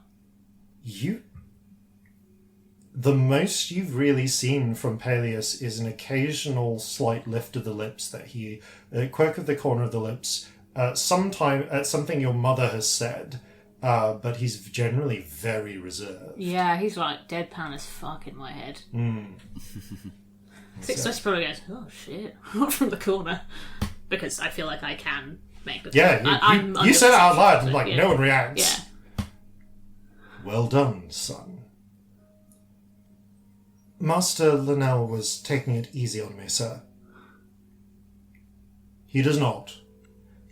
Though he doesn't use all his tricks.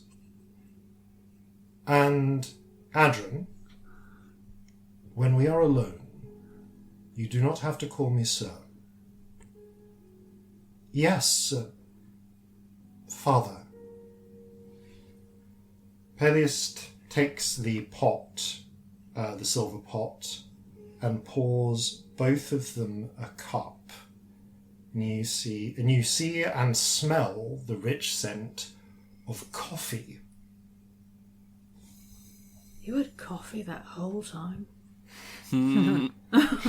You're correct. And people said well done to you. Fascinating. He gestures to there is a small chair, like a stool, that's pushed in next on the other side of the desk.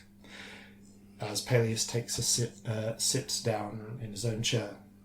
Now, take a seat and tell me about your day. The moment as Adrian sits, there's a strange moment where the scene sort of shifts in the way of dreams. You're just suddenly you're in a different place, because as Adrian sits and takes a sip of coffee, you see him put down the cup, and your eye is focused on the cup. And when you look up, it's a different set of coffee on a different table in a different location. You're in the solarium. The place that you long associate with your father, knowing it's part of the place where he takes his time. Celestia looks tense in the solarium. Everything... the solarium itself is dome-shaped in terms of its architecture, and it has beds of carefully cultivated earth with trellises and plants, surface plants, growing in it, meticulously cared for, many of them extremely toxic.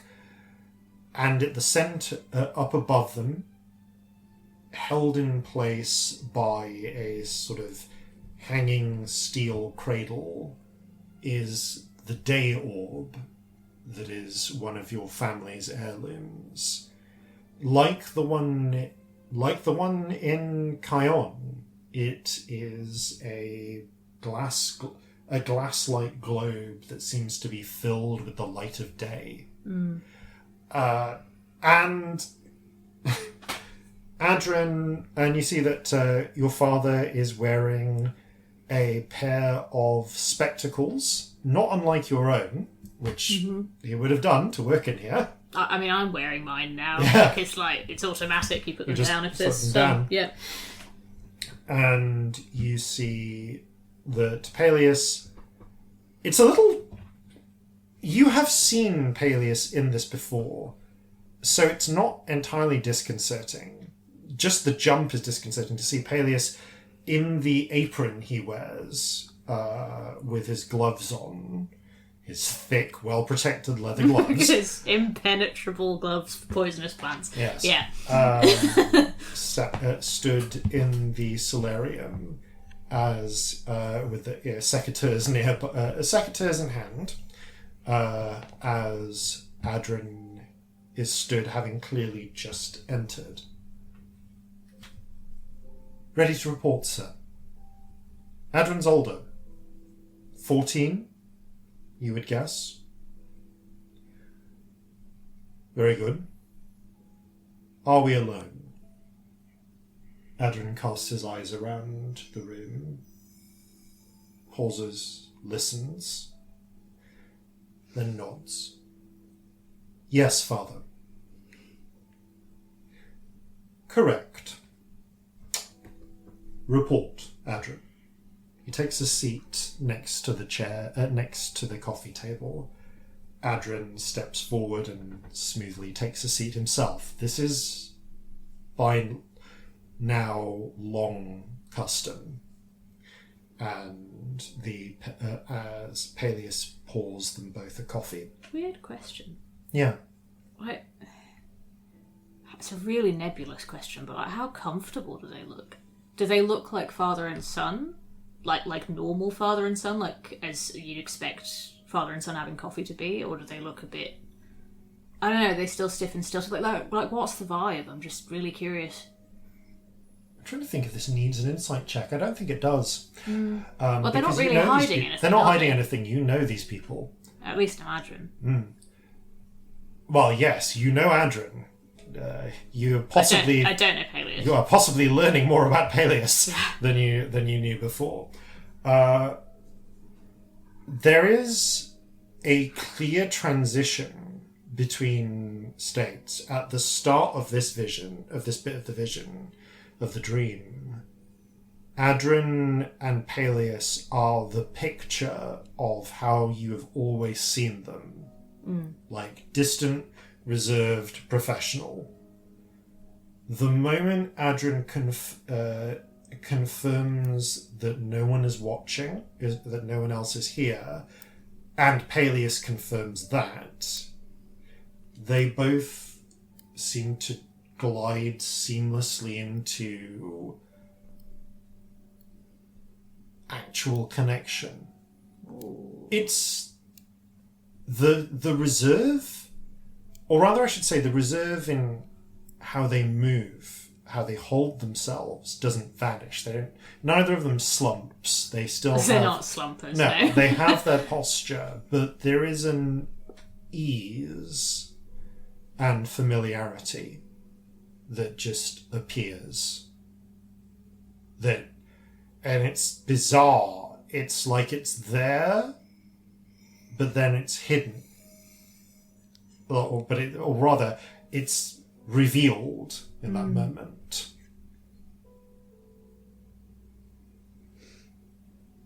Report, Adrin. Adrin provides a little comment.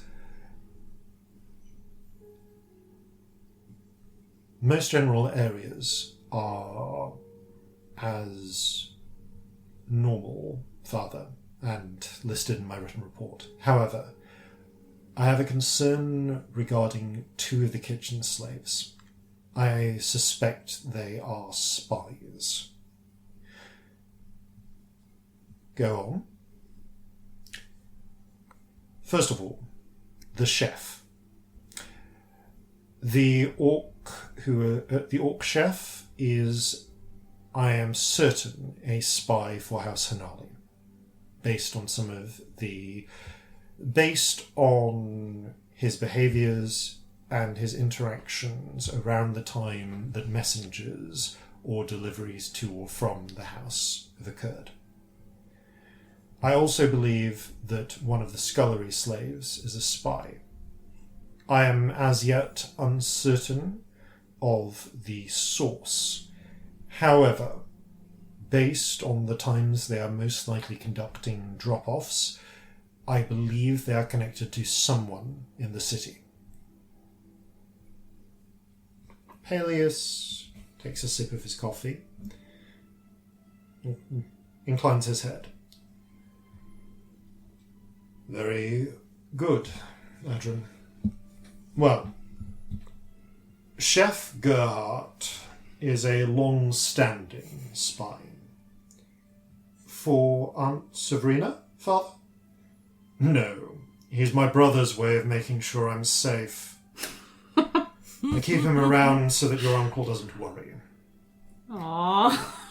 He once tried to cause your mother, you know. The chef? No. Uncle Perrin? You jest, Father. Fucking what? This is Celestia from the corner. Oh no, it was hilarious. He drove your mother to distraction. Are you gossiping right now? How long did that go on for? Weeks, possibly months. There was an entire incident.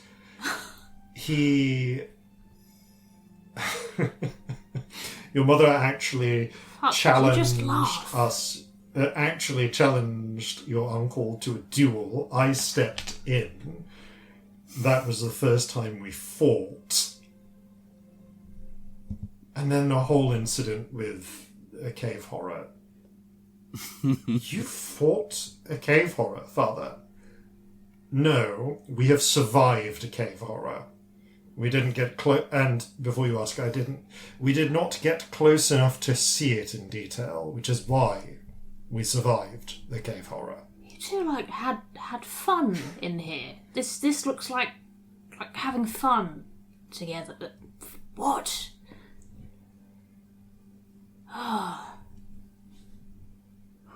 So, the other slave. Yes, Father. Human. Bought about 3 months ago. I apologise that it's taken this long to confirm her activity.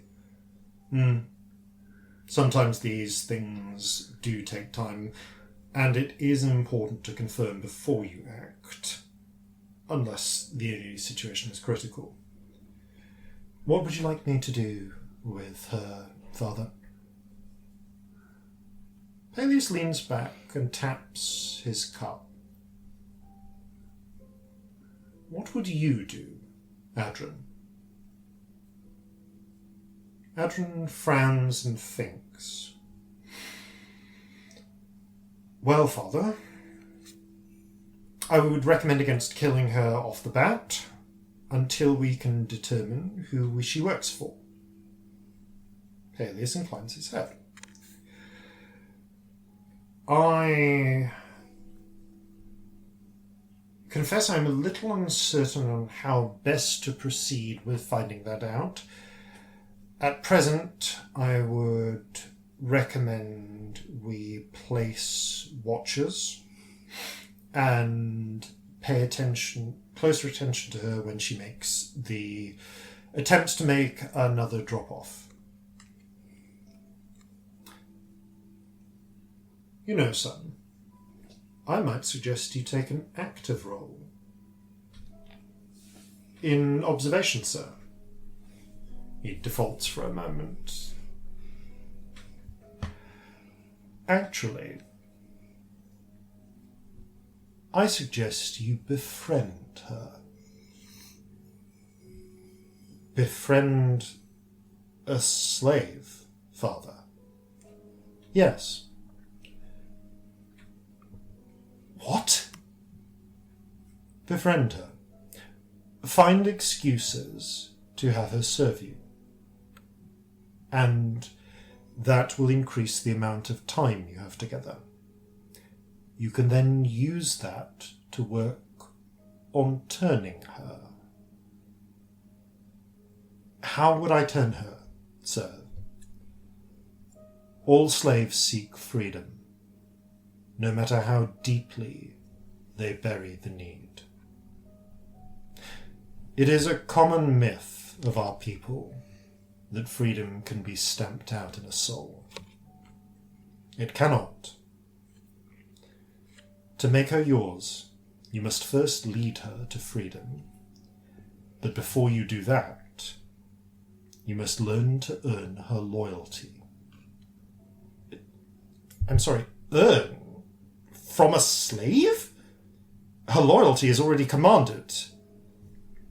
Her obedience is commanded, Adrin. Obedience may be taken. Loyalty can only be given. How? As I said, you must become her friend. Again, Father! How? And and you see this brief moment of absolute perplexity. Yeah, Adrian didn't have a lot of friends as a kid, did he? No. Yeah, this is not a boy who has a lot of friends. Yeah. You see this absolute look of perplexity transition to a frown, and around you a sort of chittering of chitinous legs. You find yourself perched, sort of sat, essentially side saddle, on the back of one of a pair of hunting spiders. You are out of the solarium now, in one of the caves that you recognize as probably being part of the family estate. There are you can see that Adrin is a little older, maybe a year, 15, you would guess. And the pair of them are outfitted in light armor, as befitting a hunt. There are steel compound bows at the ready, and there is a sense of alertness from both of them. Adrin is frowning, looking about himself. Rothenwald, are we alone? I am not sure, sir. Explain. I had thought so, sir, but I have a sense that we are being watched. I can't explain it. Listen to that sense. But in this case, Rothenwald, that is deliberate. He raises an arm, and you can see braided into the cuff of the armored sleeve, there is a small rune-marked stone that you recognize as being something you recognize as essentially being one of the Ebengard communicator type stones. Oh, the ones that they usually have in helmets. Yes. And the ones that we've nicked, actually.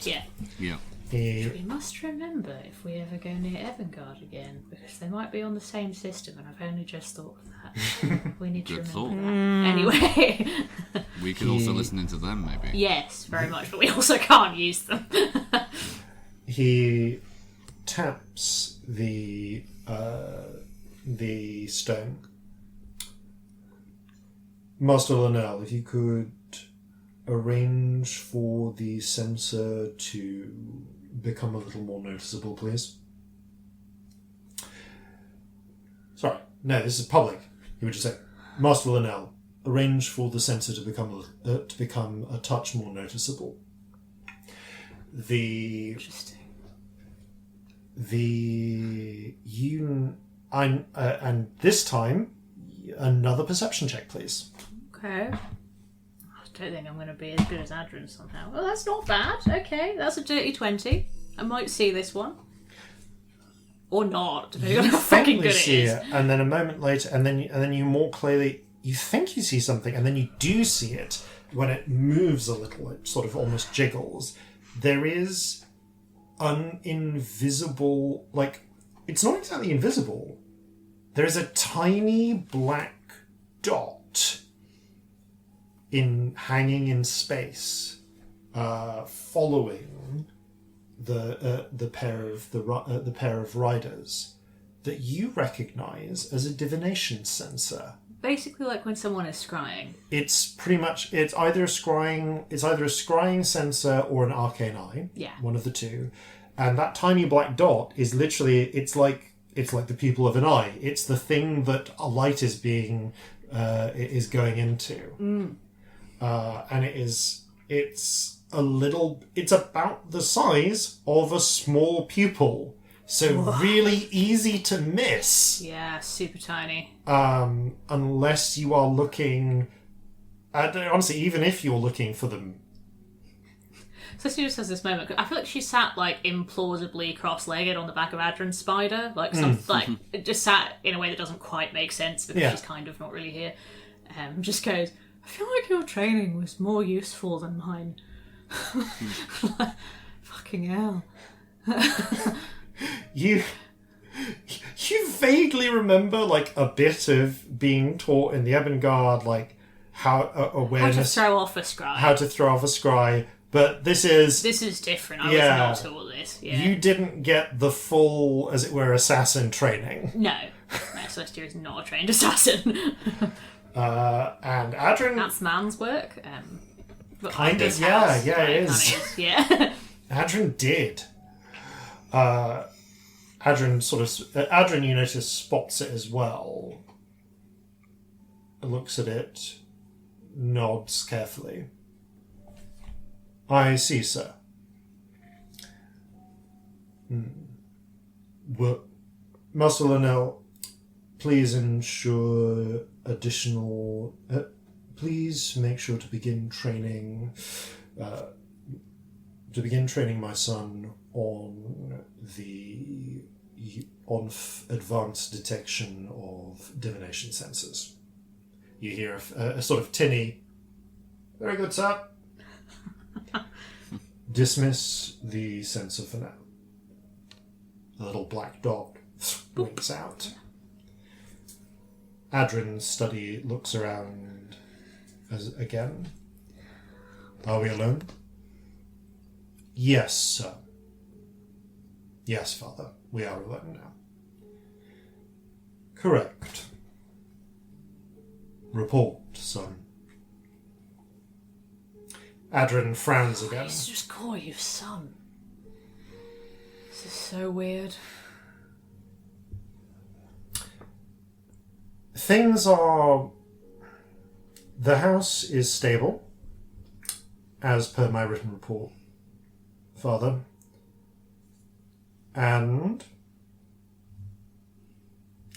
how is the family? Quilena is a brat, Father. That's an in-character laugh. Yeah. There is a wry grin from Peleus. Well, she is young. It's not going to get better.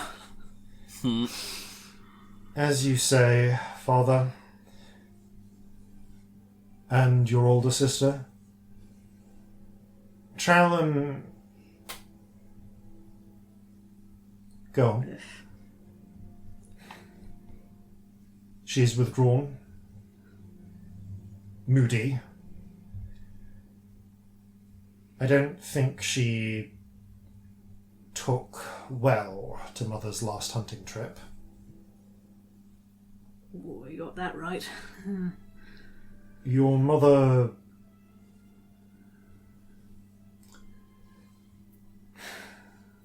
Your mother believes strongly in self-reliance. That is the virtue she tries to impart to her daughters. Celestia suddenly looks very small on the back of the spider.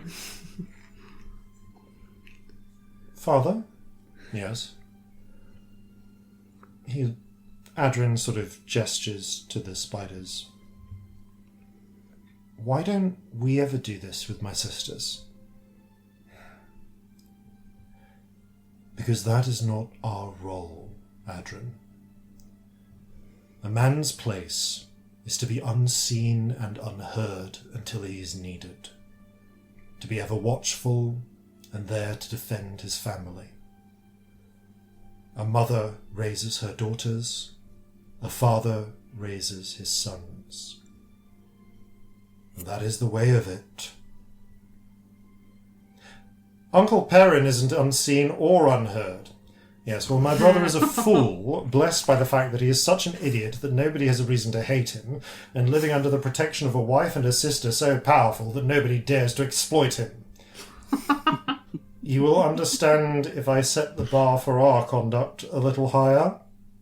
They both chuckle at that. I don't think I've ever seen either of you laugh. It's just so fucking strange. How are things with your servant?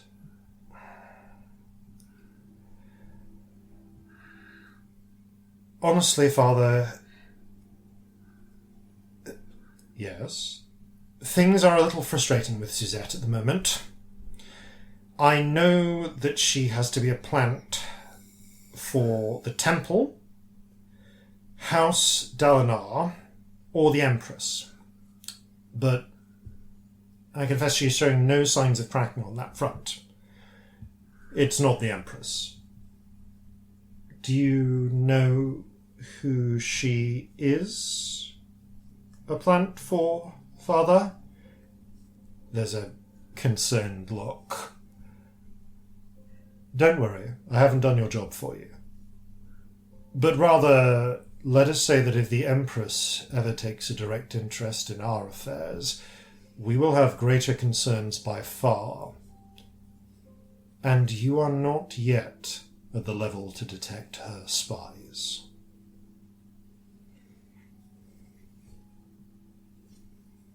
How would I detect her spies, Father? That is a conversation for another day, and a location more secure than even going for a hunt through the wilds. Let us consider your servant. Yes. How am I to turn Suzette? I told you. The goal here is not to turn her, but to befriend her.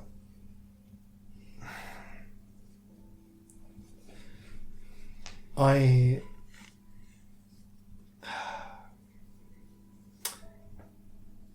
hate to be a repeating rhyme, Father, but how?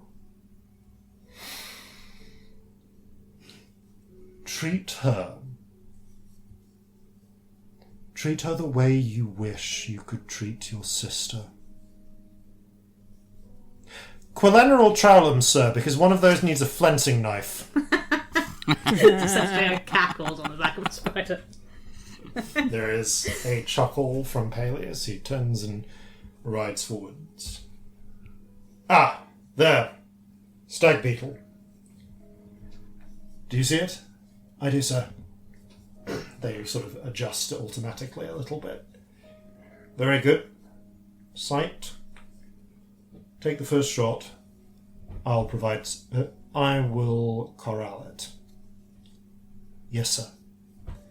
Adrian draws a bow, the string of the bow. As it releases with a twang, you hear a door slam and turn around. You are in Peleus's office again. And Peleus is not stood immediately. He is sat and working. The cups and coffee pot nearby. But you see, as Adrian enters, Peleus stands smoothly, holding, and you see his hand flick as if to throw the pen before his eyes flicker over the door, and he adjusts to a more reserved stance. How old is Adrian in this one? Not much older. Okay. Probably, maybe still 15, maybe 16. It's harder to tell at these ages. But he comes in, but there's a slightly panicked look in his eyes, though he tries to, as he slams the door behind himself. And Peleus comments, "You are early, Ruthnell." "Apologies, sir." Nods. His own eyes flick around. "Are we alone?" Adrian studies the room quickly, then nods. "I believe so, sir." Peleus checks, and then you notice him turn and flip up one of the books by his desk and study a series of small gemstones. They don't appear to be anything other than decorative gemstones, but he seems to confirm something from them. Allows the book to cover them again. "We are, Adrian. Is this... There does not appear to be an attack?" "No, Father." "Sit. What's wrong?" They both sit.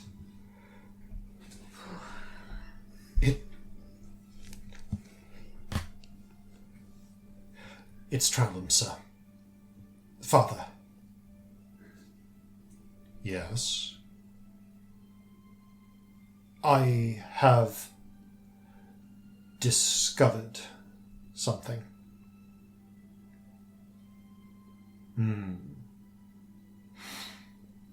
"Tell me what you have observed, and tell me your inference." Peleus slides the book back again, and you see him twist one of the gemstones and tap another. He puts the pen down, and begins pouring the coffee, watching Adrian's face carefully.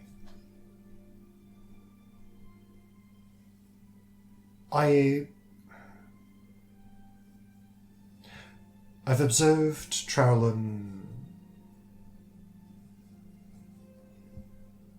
taking time for herself where she is able to, as is her right as a woman of the household.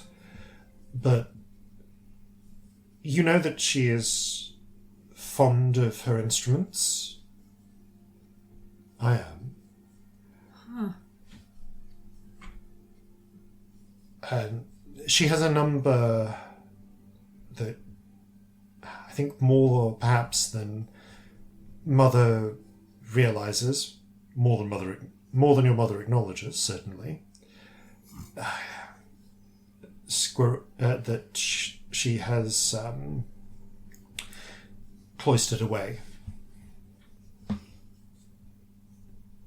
I thought nothing more of it, but while performing my standard checks, I saw her playing. Yes. And the same refrain played back in the air from nowhere. Could have been a dwarven recording crystal. I checked for that, sir. That was one of the first things I checked. Is Peleus surprised by this? Is this the first he's heard of it? Roll an insight check. Really curious, yeah. Natural 20. Peleus is not surprised. And he is watching Adrian's reactions like a hawk. Fuck, you both knew before she did, didn't you?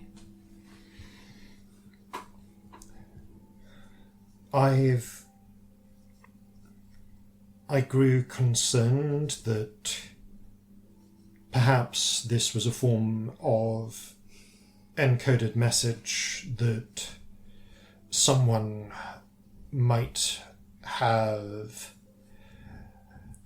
bewitched her or smuggled in a recording crystal or equivalent without her realizing the full implications, or that this could have been one of the Empress. It is not the Empress, I can assure you. Tell me what else you observed. She hides it well, but when I thought to look, I see that she can see things. Sometimes she'll look at things as if her attention has wandered, but she'll then hide it. And especially at sacrifice. I believe she has the sight, sir. Father.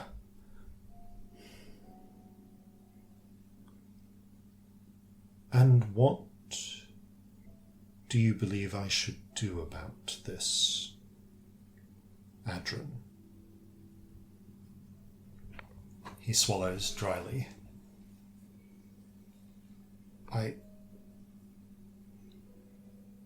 Sir, please don't tell Mother.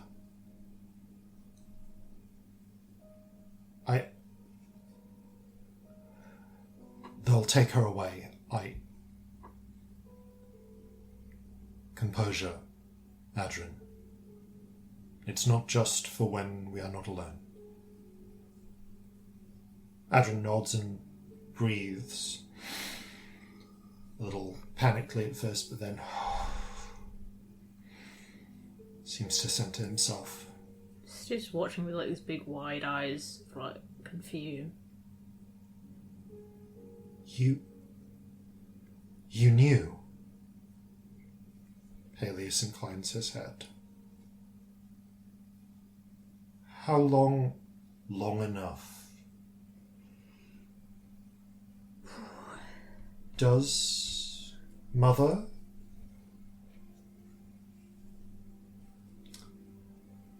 Adrin. Listen carefully. Tell no one. Do not breathe a word of this.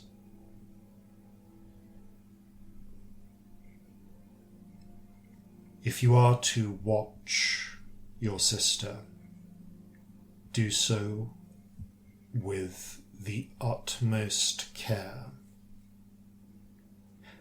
You cannot trust a subordinate to this.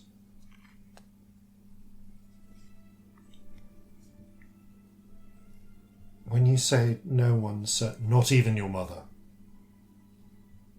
Wow. Okay. A man's duty is to protect his family, no matter the cost, no matter what it takes. If my sister ever got so much as an inkling,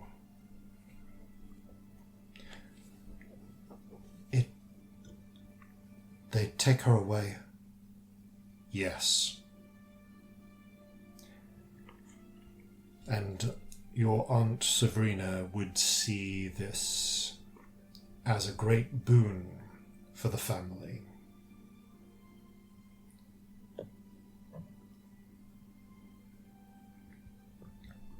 Adrin swallows and takes a sip of the coffee, nodding.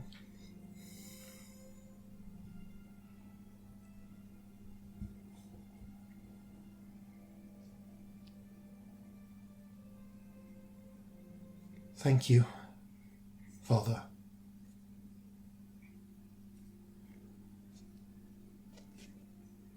Duty is its own reward, as is protecting the things that matter to us. That it is what it means to be a drow man.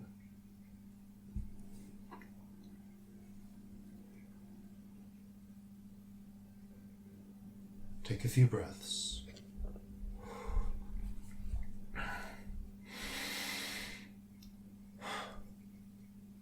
Report, son.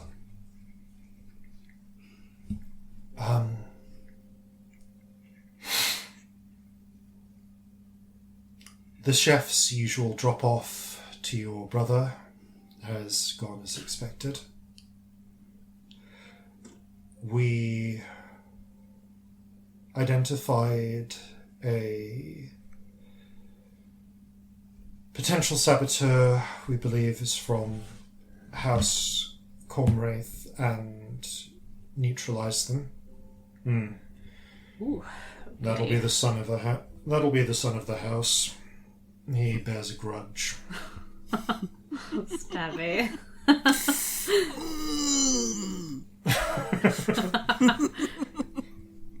Is that a regular occurrence, Father?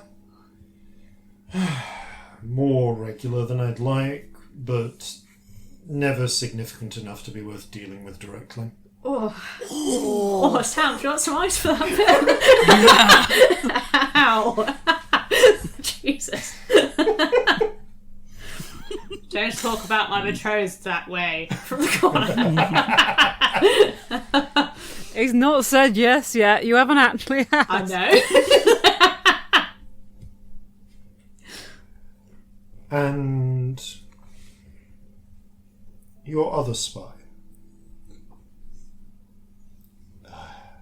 Yes, Father. How has your work gone? Again, he looks a little reticent. Report, Adrian.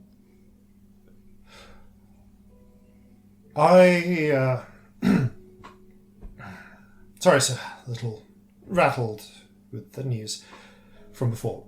I can report I have successfully befriended Suzette and convinced her to identify her mistress.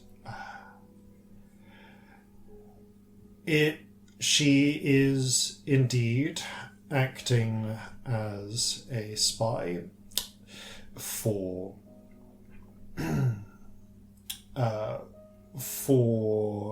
House. You lost your note. I've lost the note. It's all very good. annoying. Here we go. She's indeed acting as a spy for House Dalinar, not the lady of the house, but her heir, who is attempting to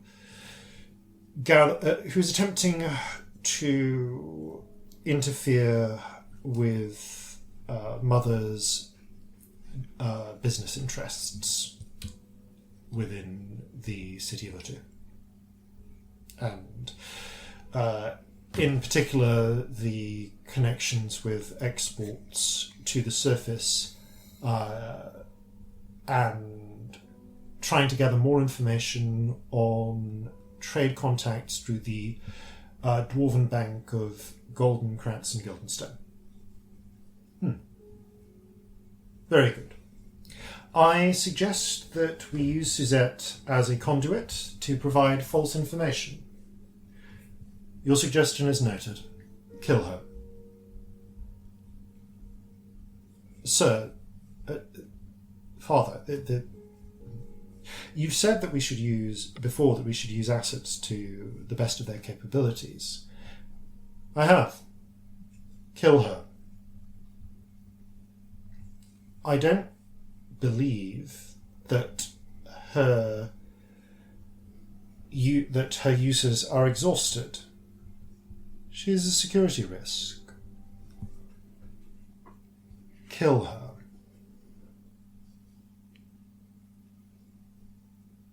Sir, Rothnell,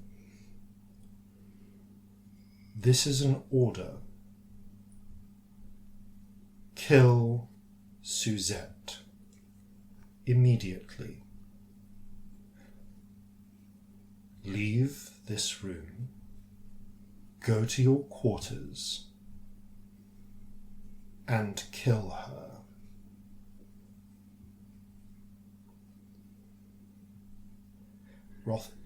Adren stares slightly down, kind of like at his father's chest, and has not been meeting his eyes this whole time. He looks up, sets his jaw. No, sir. Are you refusing a direct order from your Master of Assassins, Rothnell? I am, sir. You are aware of what that means? Yes, sir. And what is the reason for your insubordination?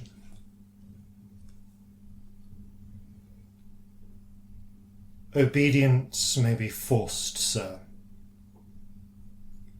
Loyalty is earned and given.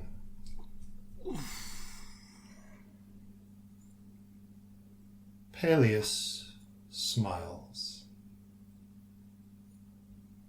And that is how you earn loyalty, my son, and how they earn yours. Sister looks like pretty admiring right now. She's like, heck yeah. Come. You are old enough to begin recruiting other servants. You see Adren just like he's been holding himself, and you notice like his body texture, like he's been sat, but there's been a tension, hand just low enough that if he needed to reach for his blade. Seems not exactly to relax, but to get that sort of slight shuddering where the adrenaline is has suddenly realised it's got nowhere to go. Ooh. I've identified a slave who has successfully hidden her spirit sight from her masters. A halfling. Oh fuck, I hated her. We should pay them a visit. I believe they will be visiting the city, and that will give us an opportunity to take care of some other matters, including perhaps a suitable interference with House Dalinar. Let us find out if you and she can get along. The scene fades again. And I haven't stopped it, it's just too interesting. Or rather it seems to shift. They're a little older, but not necessarily. It's similar time. Adren is not noticeably older. And this time they are... Could be anything from 15 to 18, or whatever, yeah. They are already in midway through a conversation. And the coffee cups have already been drained. In fact, Peleus drains the last of his. Anything else to report, son? Not... I don't believe it was news to you, sir. But I do have a question. Yes, Adren? Father?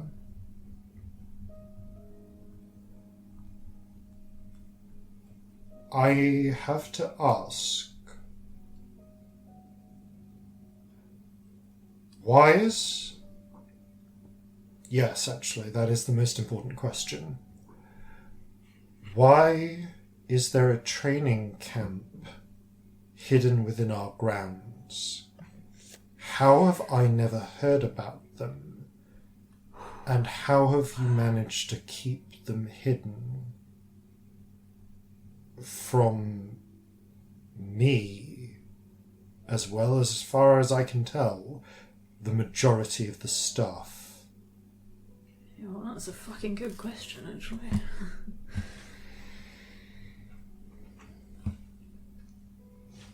The latter questions I can answer.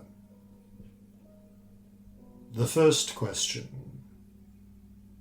is more difficult. Father? Peleus sort of puts his fingers together and frowns.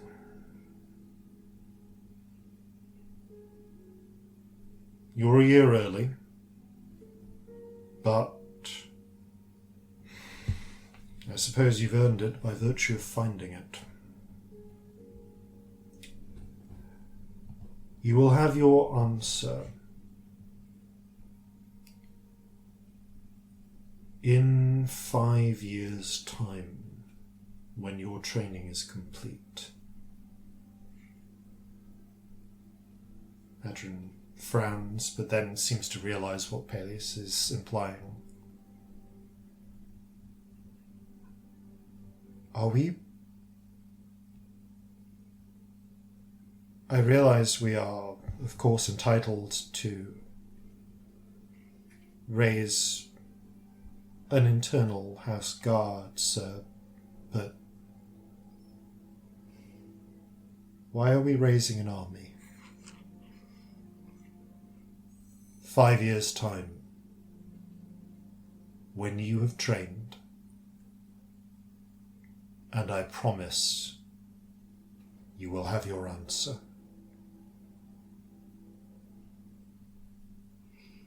Adrian nods, stands, swallows, and salutes, fist to the chest in their drow way. Will I see you, Father? Not for some time. Understood. You will do well. You will prevail. Sir, Suzette, they will be taken care of. No, not in a euphemistic sense. I will ensure that they are placed on house duty roles. It may or may not be that you are allowed some time to return to the household. If that is permissible, perhaps under the guise of your lessons, I will arrange time. It is something that one day your sisters will go through as well. Yes, Father. Good luck. Thank you, Father. I'm gonna need it. Adrian salutes, turns, opens the door. As the door closes,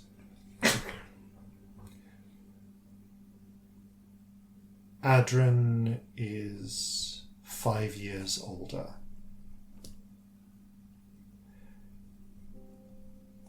He is closer now than... I think it's 7.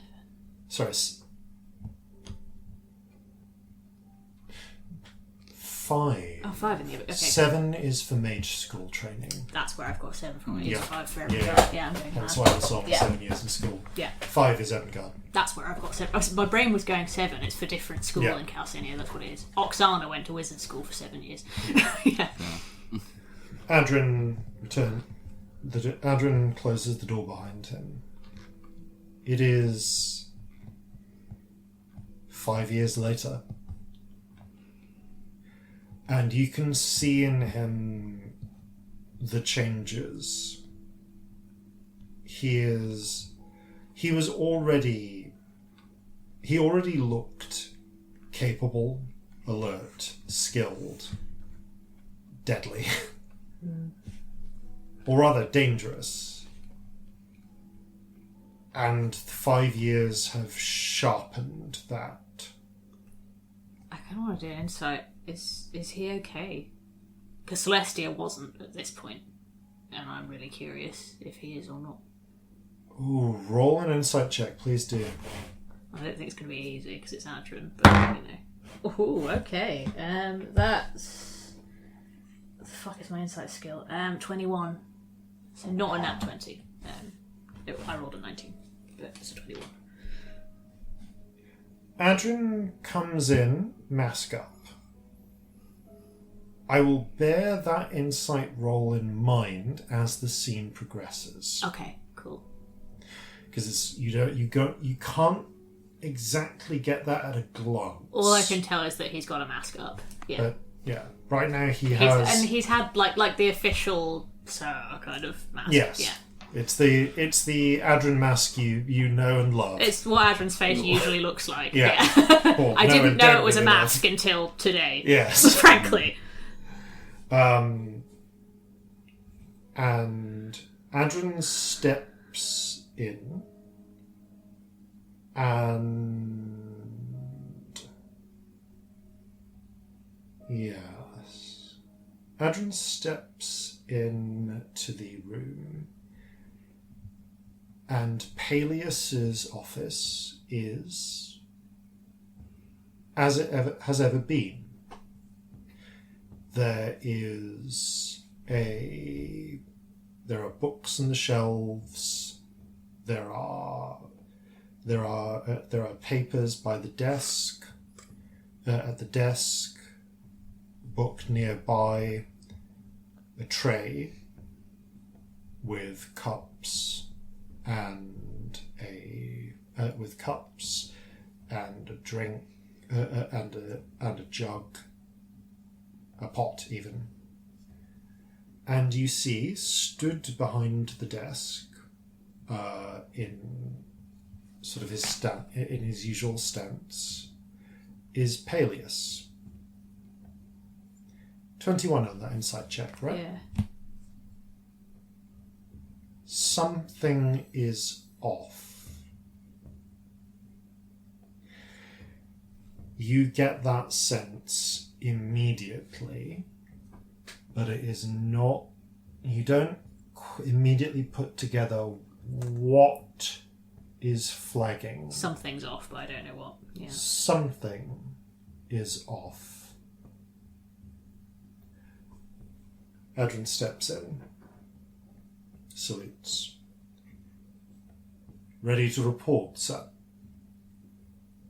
Peleus nods. Are we alone?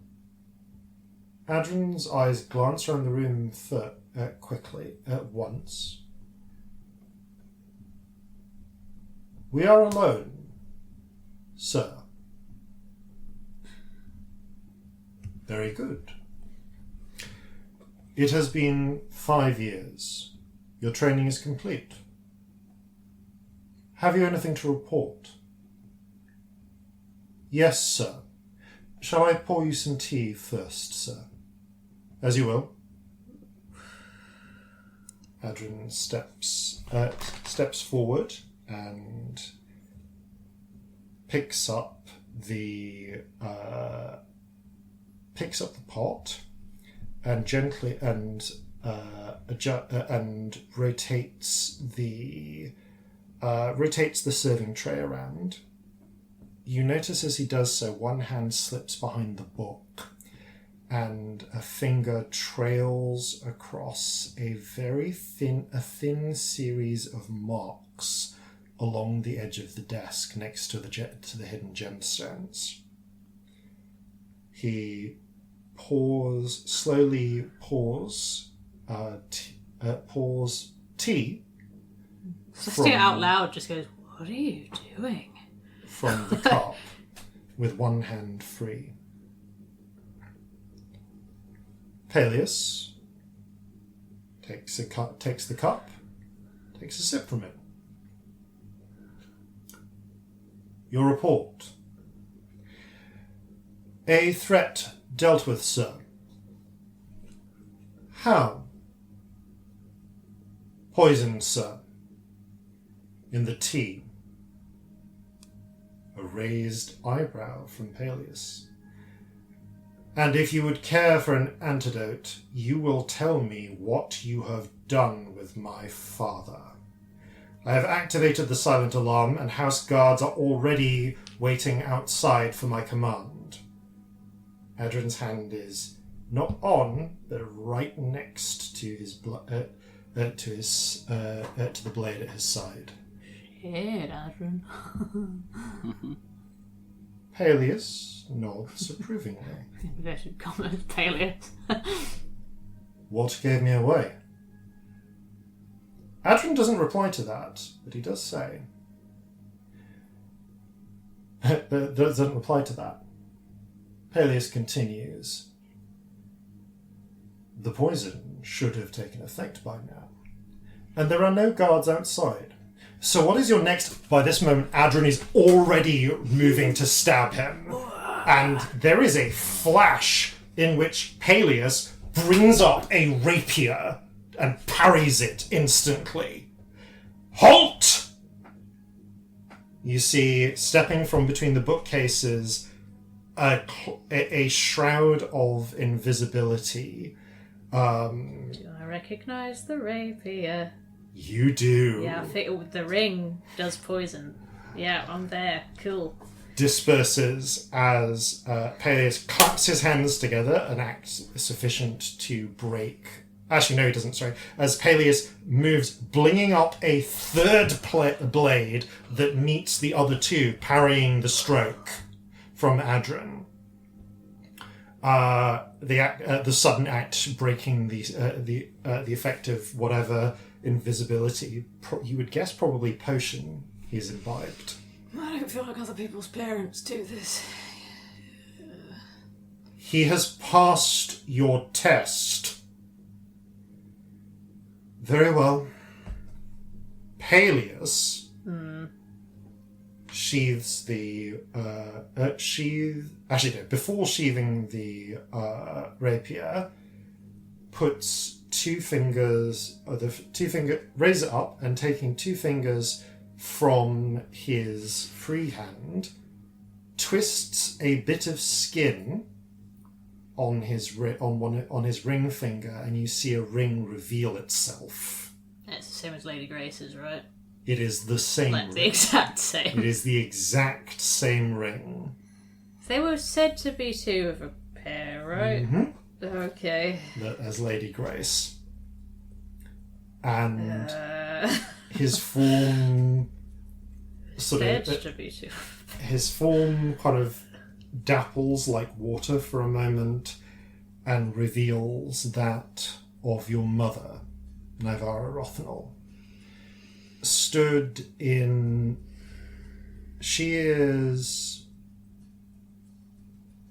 I'm trying to remember. I think she is a little taller than Peleus. A little shorter than me. A little shorter than you. Celestia is weirdly the tallest, because Yep. I thought it was interesting. Yep. Celestia is... Also, she was such a gawky tall teenager. I didn't know what to do with You got all height. the gangling I can genes. feel it, yeah. Yeah, you get you know that you got them that you get the gangly genes from your grandmother, from your maternal grandmother, actually. Yeah, Nivara's not like short, but she's shorter than me. No, the late Trowlan Rothanol was actually tall. It was the last person to be as tall as you. Yeah, cool. From the portraits of her. So But yes, you see the form of Navara Rothanol. Features somewhere between yours and Quilena's, your nose, your blue eyes, and the jawline. Yeah, they've both got like quite a sharp jaw. Yeah. Though her hair, it seems, naturally takes to more of the braids, of the classic braids. Not whatever the fuck mine is. Yeah. That she wears them in. And she does have... And Nivara does wear a variant on a classic drow warrior's braid. It's... For those of you familiar with braiding, the style in which she tends to wear her hair is somewhere it hits that line between practical, I have long hair and I don't want it in my way, but meeting the required level of I have had someone do something fancy with my hair, so that I have indeed done a hair. Yeah. Yes. So she actually has a Dutch. She actually has a Dutch crown braid type cool. going on. Pretty. In which it's braided round her head like a crown. But yes, also practical. But there's no hair. Because there's no hair going down. Mm. So it's so it does not get in the way. Versus your father and Adrin, who adopt the more classical, just ponytail at the back out of the way. However, she, having revealed herself, she blade raised, Adrin immediately kneels. My lady. She sheathes the blade. Very good. You have earned this secret, child. She holds up the hand with the ring. This ring both changes form and proofs against poison. It is one of only 2 ever made. Now, what gave me away? Your stance, Mum. Your voice and appearance were perfect, but you don't move correctly. Noted. Something to work on. Now, your father informed me that you had a question for me 5 years ago. You have earned your answer. My lady, why are we building an army? I know what I have been told in the training, that we are to serve as a mercenary force, that we will be paid well for time spent on the surface. However, I cannot believe that this is merely a scheme to make additional money. Is our intent rebellion? Have we designs on the throne? No. Celestia never earned the secret, did she? No. Yeah, she's like attention wrapped right now, like laser focus. The Navara does not sit at any point, though she does take the poisoned tea and pick it up and casually sip a little as she speaks. You see Peleus, while she is speaking, steps forward, and pushes back the book, examines the gemstones, and gives her a nod. And then steps behind her in the sort of bodyguard second-in-command pose that you know him for. That's what Dad looks like for me. Yeah. He looks like Dad. Yeah. And Nivara speaks. You are correct, my son. That is not about You are correct, my son, that the goal is more than simply making money. In truth, I have spent more than enough time securing funds this past century. But our intent is not to conquer Ariadne. The intent is to leave. To leave, my lady. To leave the Underdark. And to carry with us as many drow as we can. I have seen the future, my son. And in that future, our society dies. There is a sickness of complacency and authority that runs through it. I have watched our society shift, moving towards an inevitable future. Over the course of my life, but also as a student, not merely of our history, but of the history of the surface. I have travelled there. I have lived amongst them. And they advance while we do not. Everything in this place is geared towards control, towards maintaining our authority over the slaves. And we remain static. Not merely static, but dwindling. The number of drow in power dwindle.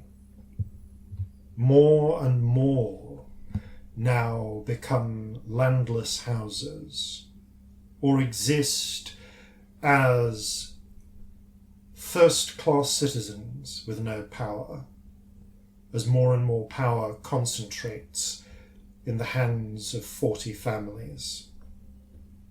Within 50 years, it will be 20. Within another 50, it may be that the empire itself crumbles, simply because the surface sees something that we do not. The value of liberty. Adrian frowns, but looks up as if he's recognizing something. Nivara continues. We are raised on the myth of great women, individuals born to rule, empresses, priestesses, ladies of houses. You have met your uncle's wife. You know that even where this is true, it is sometimes more true than others, let us say. The chance of brilliant people is like the chance of the sight. Rare, but it strikes without consideration for race. She pauses. Or for gender. On the surface, they do not care for such things. Here, when someone with the sight emerges, and they are not drow, we find a way to control them. Here, if someone brilliant emerges, and they are not drow, we find a way to control them or to crush them. It has given us great power, but we lose that most valuable of resources: innovation, drive, ambition. We overlook those who can lead us forward into the future. And that is why the surface moves forward and we do not. Within 2 centuries at most, we will lose our grip, be it through the march of technology, or simply our failure as a society, and the Underdark will burn. And when it does, every drow will perish with it. That is the future I seek to avert. The answer to your question, Adrian, why am I building an army? Because I seek to save our world. And the only way we can save our world is to abandon it and find a way to smuggle as many of our people out of it and create a new life on the surface. However, since might makes right, there it is. There is no reason that we should head to the surface as paupers and beggars. We must ensure that when we reach the surface, this new place we create has our interests in mind. You seek to become Empress or Queen of somewhere on the surface. Son, I believe you were taught to listen better than that. Forgive me, my lady. Queens and monarchs are how we got here. No. We must create a new nation based not on these things. I have read of the philosophers of the surface. They have ideas and conceits of governments that will draw upon those flashes of brilliance amongst the scattered multitude. New ways to rule. We must abandon the ideal of absolute power. But to ensure that we are not trodden down by those who remember the acts that our people have performed to enslave theirs, we must ensure that we begin in a position of strength. Thus, an army.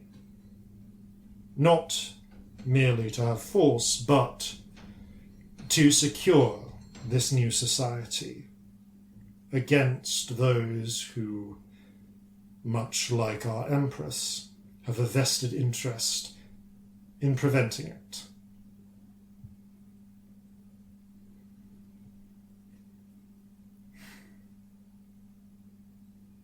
And also because there are...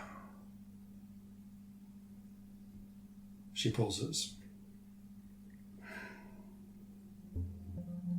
Peleus steps forward and puts a hand on her shoulder, squeezing it.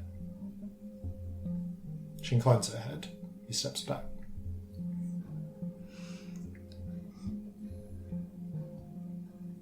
I could see no better way to bring our people to the surface without the Empress learning of it. The Empress can be anyone. She can see through any eyes if she so seeks. That's fucking horrifying. Her justiciars could be anyone and anywhere. Oh, good. Ooh. Adrian bows again from his kneeling position and then stands. Thank you, my lady. She inclines her head. I leave you with your father. She looks up.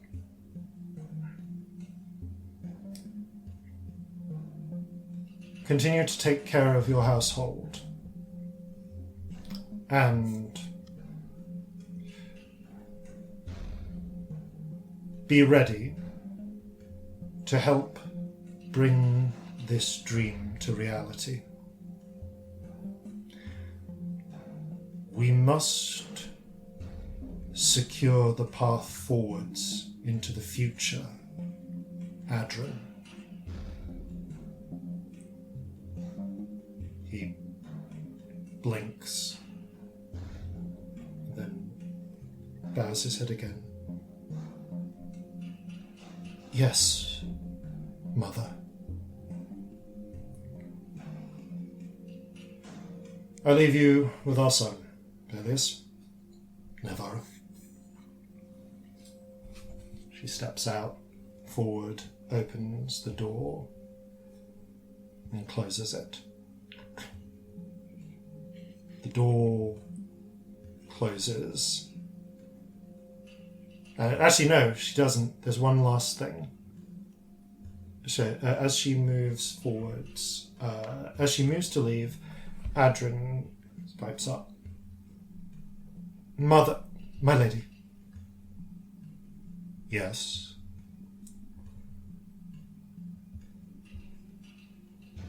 Will my sisters learn of this? Myvara looks a little distant for a moment.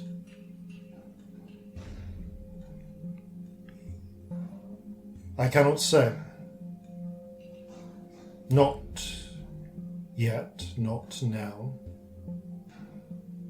Perhaps after their training. However, Trowlam is not strong enough to bear the responsibility, and Quilena is too selfish to be trusted with anything important. Thanks. She makes eye contact with Adrian. If only you had been born a girl, Adrian. What a daughter you would have been. She turns and leaves, the door closing behind her.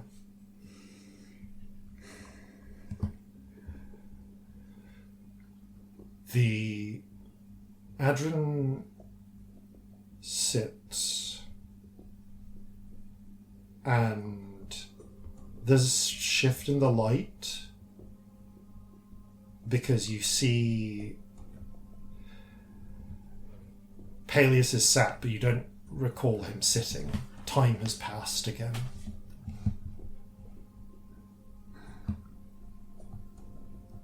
Adrian looks furious.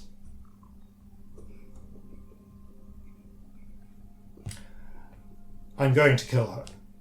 You're not. Who are you killing? I'm going to make her suffer. It's Quilena, isn't it? I can tell. I can tell by your face. It's Quilena. I'm calling it now. You are not. I wish you had.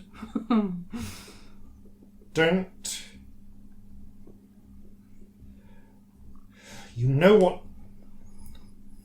Someone should. She's outed me, hasn't she? That's what's happened. Someone will. Your mother will discipline Quilena in her own manner.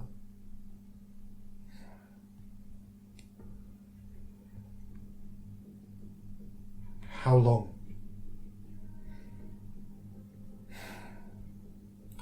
Fortunately, your mother was able to act quickly at the Hanali party after Sabrina learned. We've bought a year to finish Trialem's education.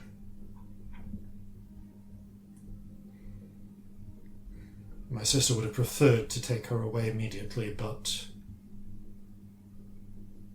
it's the best we could do. So what? In a year, she just vanishes to the temple? Yep. No.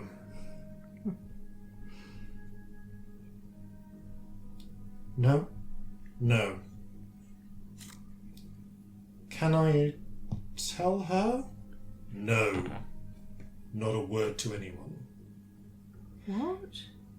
We are pushing the schedule forwards. I thought we were going to take another 5 years, sir. Unfortunately, your sister's actions, and your other sister's fate, mean that we need to move more quickly. I'm going to be putting you and your team on missions to the surface.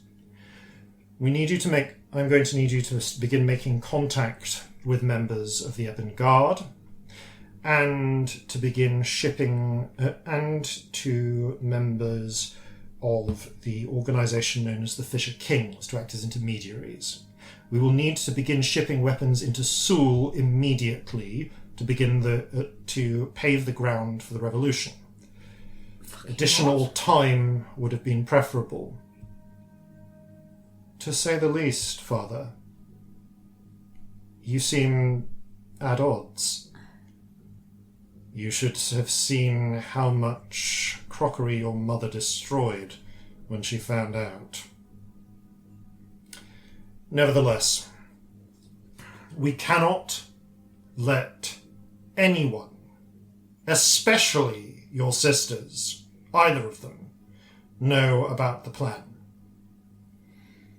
Which, yes, does mean that we need to leave Trialem as she is. That went well for you both. We'll need to provide coverage for this education, bring in some new tutors, take care of that. Yes, Father. Any particular subjects? I don't know. History. Surface history. Surface history, perhaps. That might be necessary. That was your mistake right there. And in a year we make our move. Then we can tell them everything. A flash again. Find her! Oh.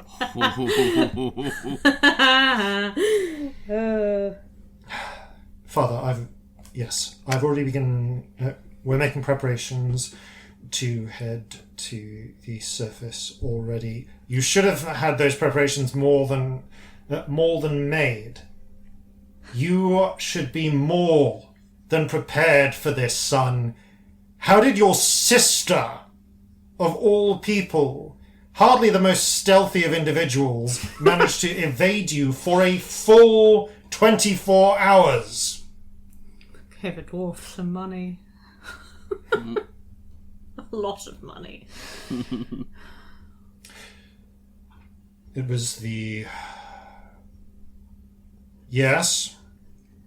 The boatmaster, sir. The dwarves. Yes. They assumed from the... We believe that they assumed from the bribe she offered them that she was part of the shipment meant to go to the surface for collection by the Fisher Kings. I did always wonder why that worked as well as it did. Which we gave instructions to not check at any of the checkpoints. What's the surface expression? The one where you get blown up by an explosive. Hoisted by your petard, sir. I would have assumed that was a rope.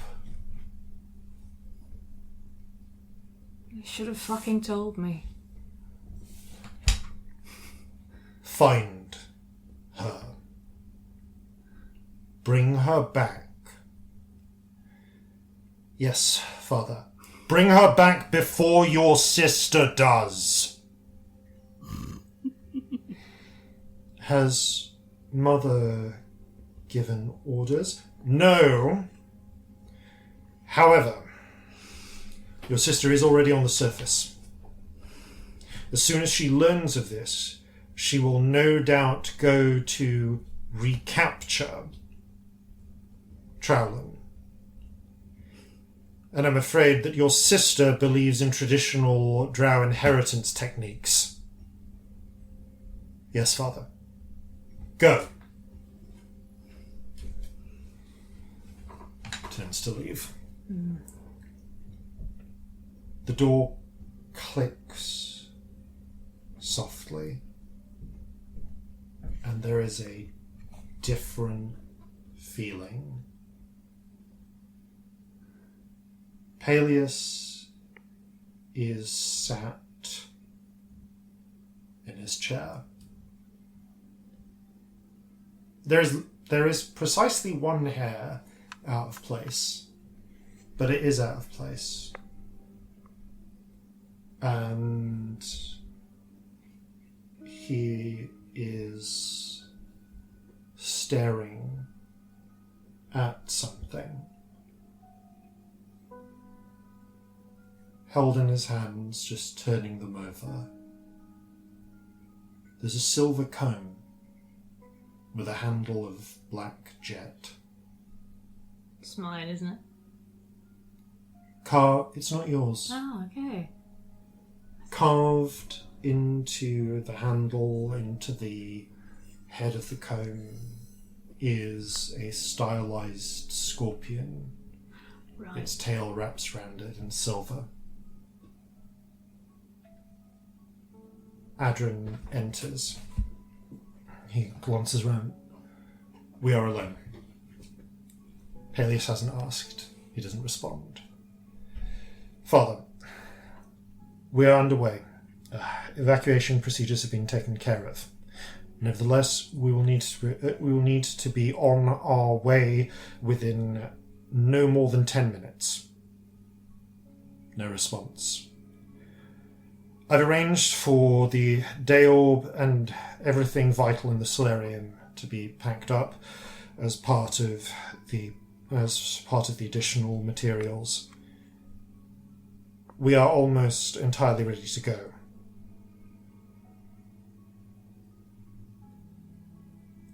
Father, we need to leave. It's time to leave.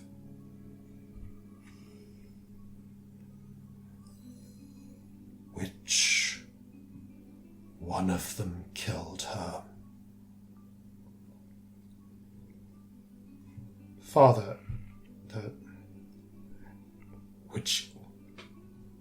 whatever else she was my sister. Which one? tiefling. Oh, fuck. Peleus looks up, meets Adrin's eyes, and nods slowly. That is not good. Very well. Did you have to tell him that? Did you have to? Take care of the evacuation.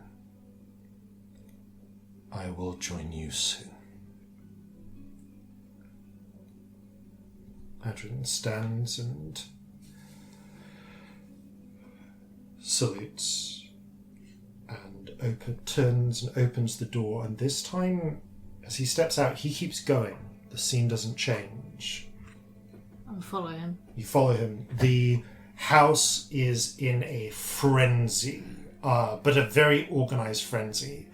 Everything of real value is being taken out, packed up, and moved. Much of it has already gone. Things that aren't needed, the family portraits, things like that, the furnishings, even some of the things that would be very worthwhile for a looter, no. Well, we don't need money. No. But the books, documentation, anything that's not being taken, you see being carefully burned as well. Yep. And everyone is... and there is a frenzy of movement. And you follow Adrin down the hall, to the right, towards the slave quarters, into the kitchen. And you see... He's always been there. But you tell me if you've ever really noticed your cook. Oh, fuck no. Definitely not. No. He's a kind of fat hobgoblin. Like, little fat, honestly, surprisingly a little fat for a slave, but he's had a cushy position. And you see him turn around from helping organize things, going around, and there's a look for a moment of horror in his eyes as Adrin makes a beeline for him. And you see him turn, and Adrin puts a hand on his shoulder and sort of marches him over to a corner. A word. The hobgoblin looks around, just frozen in terror. Adrin reaches into his jacket and produces a small packet of papers.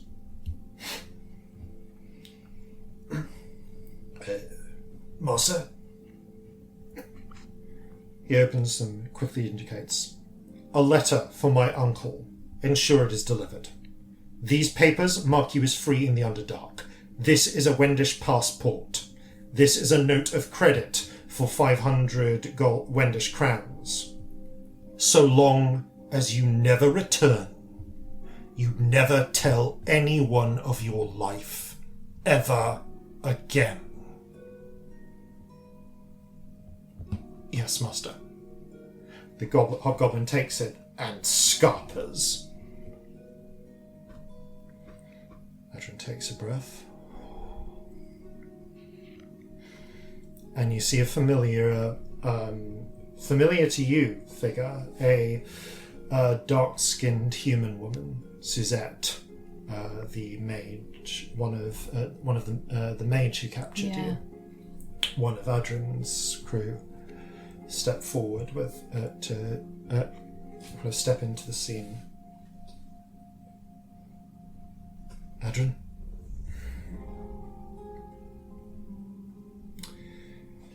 Well, that's the cook taken care of at least. Thank you. Thank you. I have to ask, Lucan? His body has been packed away. We'll need to make contact with someone on the surface. But we do have it. She nods. Come. Gotta tell Sabnet. We need to go. Show the cut his head off. You really should. Or burned him, or like anything else. So he was. Can you imagine like him receiving the news? He was slain in a gay naked knife fight. So.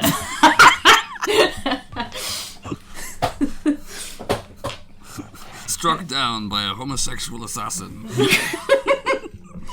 Adrian turns and takes a seat, and suddenly he's in a cabin on the water. It's a quiet cabin. In fact, it's a captain's stateroom of a ship. He is writing for a moment. He puts down the pen, folds his hands and looks up. Are we alone? Is he looking at me? He is. We are.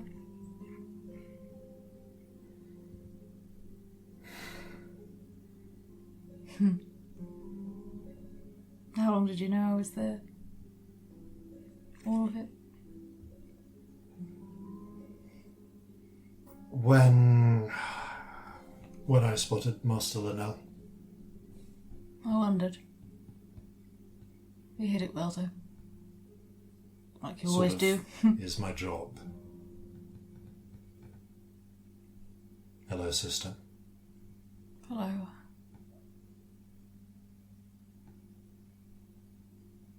We could have been friends. Yes. I don't know why that's the thing I say first, but... we really could have been friends.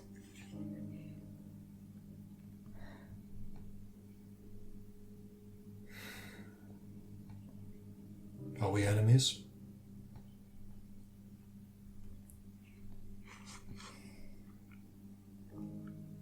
I don't know. He nods. I came here because I don't want us to be, I suppose. But I don't know.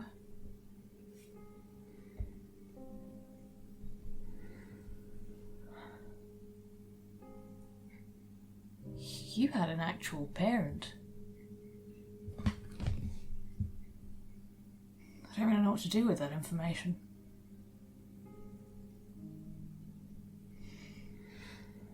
I'm jealous.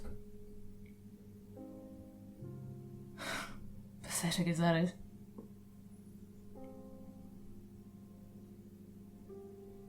I think...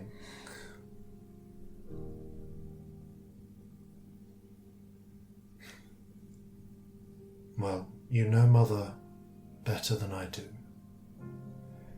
Not much. But I think Father was raised by a family.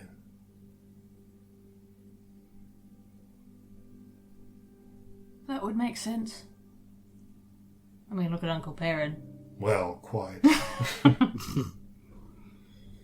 always good at a party. Always quite liked him. He wasn't nasty.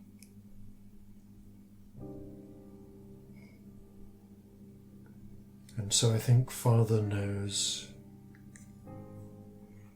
how to love the people he loves. I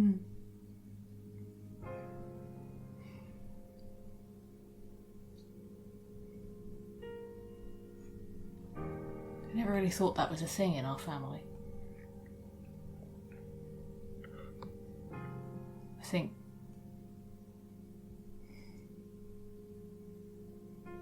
I don't know. First time I felt loved really was Mealy, I guess. Then Leah.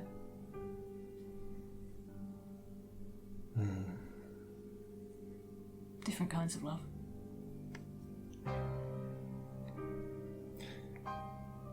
Yes, in one sense, hard to say whether my choice of history teacher was a mistake. I'd argue it was a mistake for Peleus. For the plan, certainly.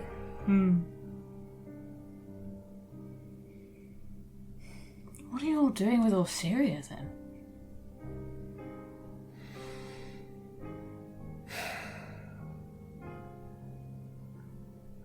I can't make sense of that bit. That bit I'm struggling on.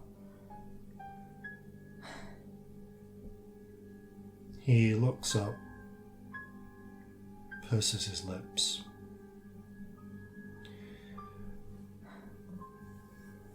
That will become apparent. You weren't going to tell me. Yeah. But I understand you're still with them. I am with... He sighs.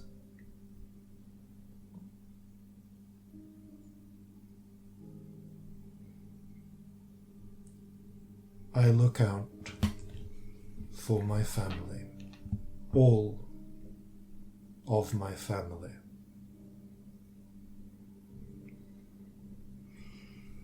Oh, do you know what it would have fucking meant to know that?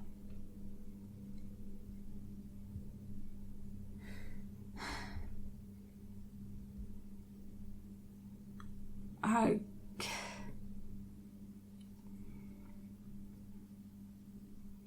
have a lot of memories of that house and all of it. But the prevailing thing is being fucking alone and thinking everyone hated me.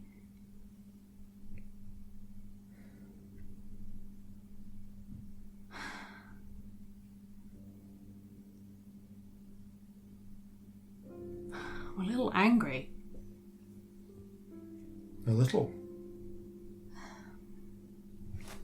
I'm angry that you cared and you never fucking told me. Nothing.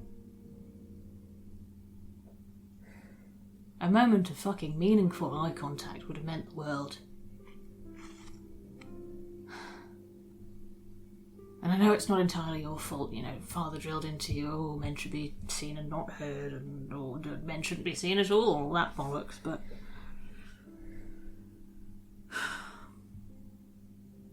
I'm sorry I didn't see you, but you didn't make it fucking easy. I wish I had. Not being seen is rather the point, but...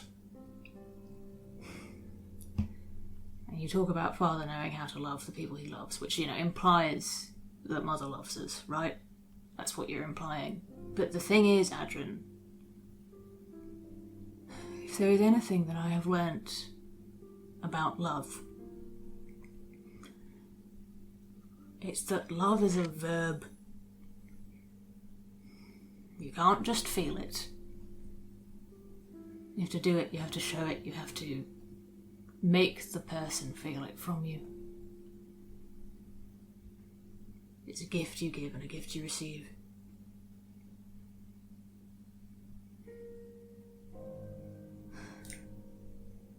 I know you did a lot behind the scenes. And to an extent I appreciate it because there is a future here where I could have been sent off at what, fucking 13? Or something to be with Sabrina. And I don't think I would be... I mean, I'm not okay. But I think I'd be less so. So I appreciate it.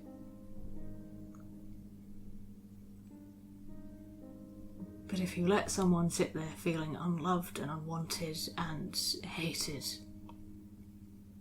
that is not how you love people. If you let someone you love feel alone, you are doing it wrong.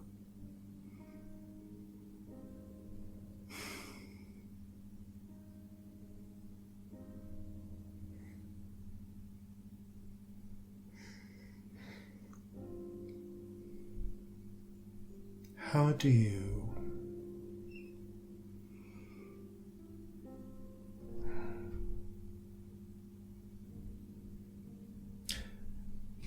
Have you ever just sat and watched a wasp stuck in a spider's web? Probably. It fights. It fights and it fights. I watched that once when I was younger.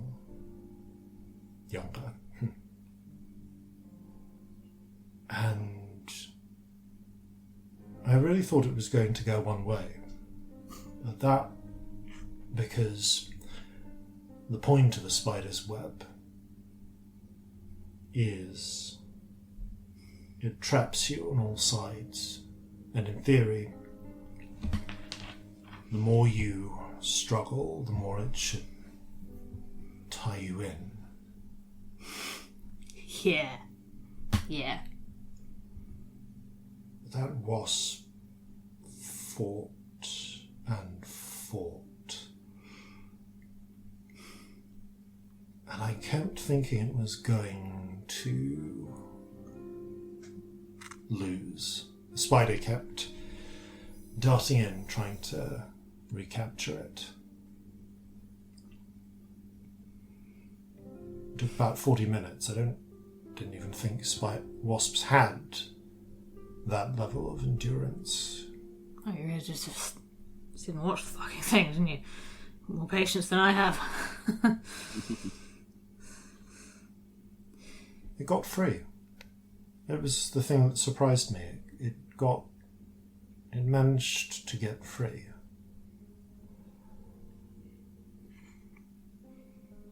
And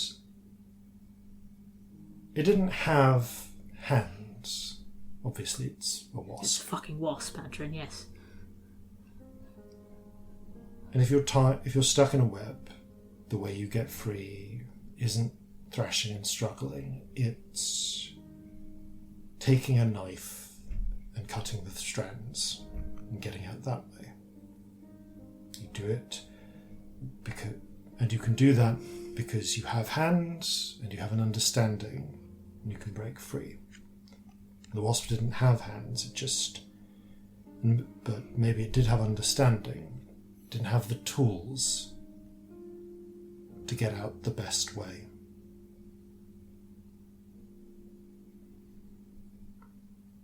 In many ways, Mother and I and Father are wasps, and we were born into a web, and we are trying to break free of it.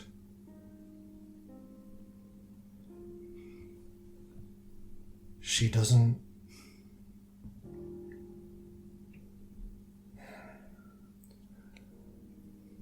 This is going to sound ludicrous to you. Hit me, Adrian. Because I love a bit of ludicrous. Because you're someone with hands. In this metaphor.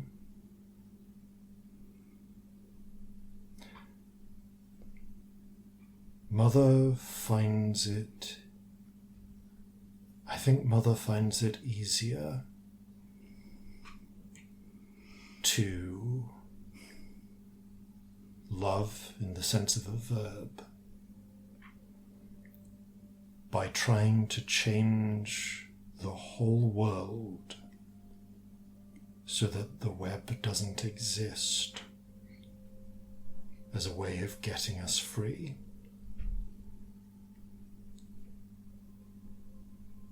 Because she doesn't know how to love us or anyone. She never fucking asked.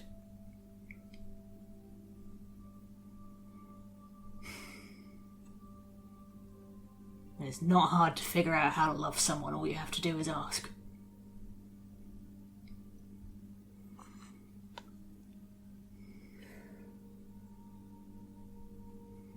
And you know, she espouses this great, noble fucking purpose.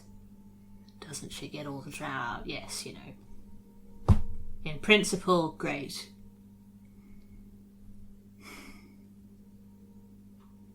But what she actually did was torture people who didn't have a fucking choice for years, and she killed people like merely for no fucking reason. What she was trying to do may be a good idea, you know, I can be big enough to acknowledge that, but she did it fucking wrong. There is always another way. You know, in your metaphor, the wasp is alone. Does it have to be? No, it doesn't.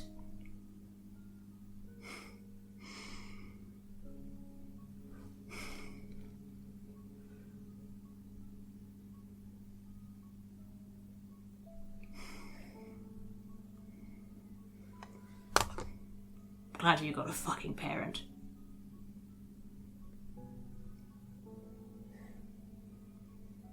It makes sense, actually, as to why you're a bit more put together than the two of us.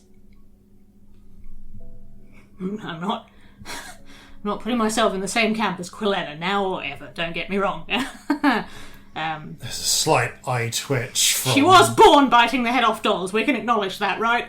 And making a serious attempt at biting the breasts off her wetness. Apparently so, and that's a disturbing revelation. Don't think I ever wanted to know that, to be honest, Adrian.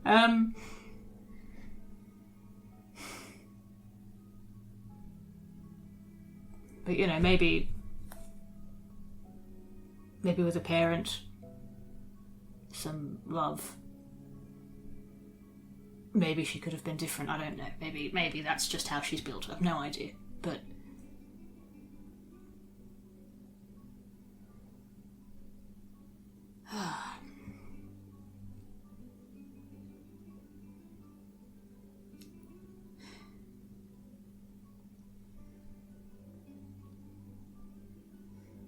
you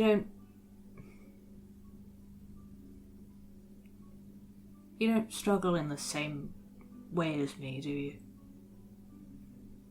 How do you mean? I don't understand. You've never had like a problem with opium or anything like that, have you?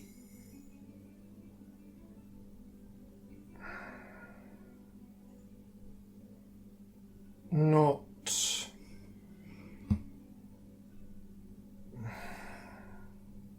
I haven't like that. I know others who have. And after the Ebengard, you weren't... You saw me. Yes. I wasn't here for a long time, right? You weren't like that.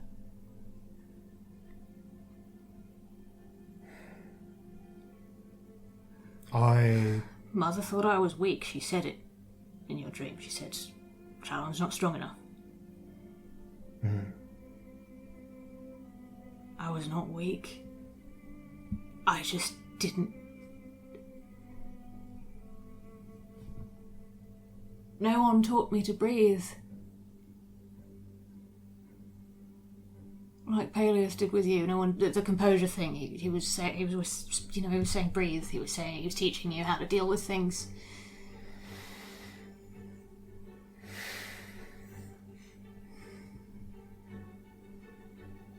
I see. Oh, I don't even know why I'm telling you this. It's pointless. I always thought Mother was doing that. No. Never. She never even fucking smiled at me, Adrian.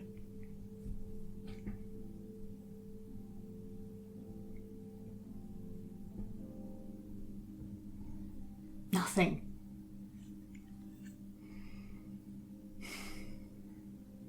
How you were at the beginning of your meetings, that's all we had. And worse.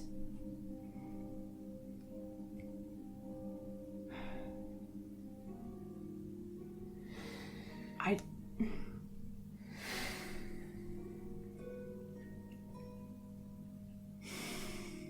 couldn't stay. And I can't come back.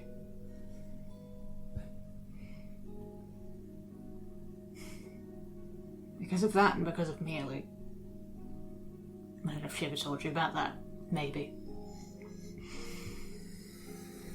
Probably. I think everyone else fucking knew. I was aware that you had friends you had a friend you were close to who died. Who she killed. Yeah. As a test.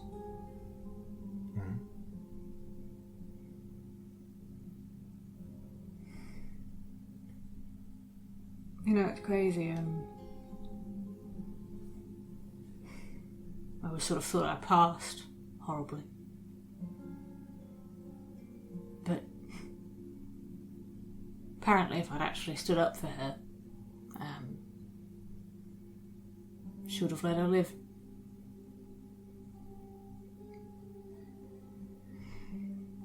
Adrian silently nods.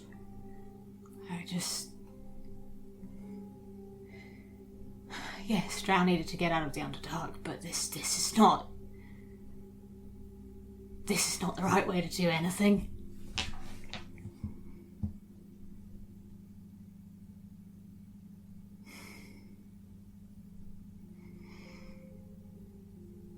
And this is not how you equip a person to be... alright. And I mean, fuck, do you think everybody who was in the Ebon Guard is okay? Some are more okay than others. Because I bet there's a lot of people with shaky fucking hands, right? It took mine years to stop. Do you know what that's like when your soul is in musical instruments?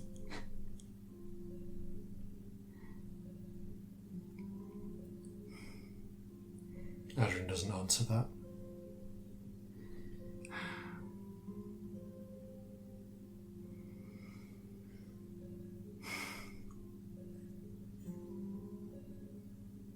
How much are you with her? Like, how much do you believe her?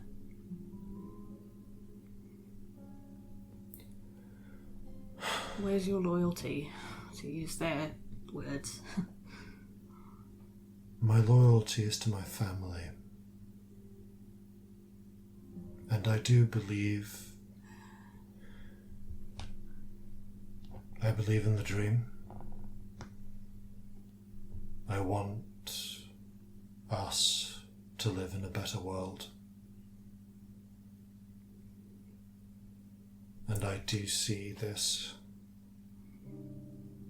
as a way to get there, because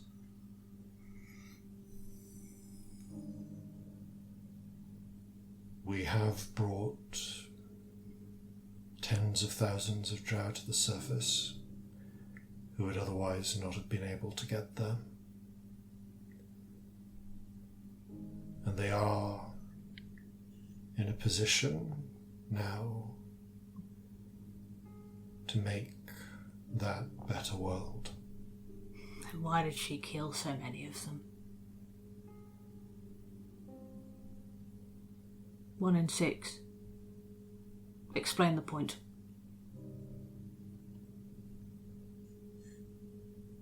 What was her logic behind that part? It takes a moment to think seriously. I just let him. Well, yeah.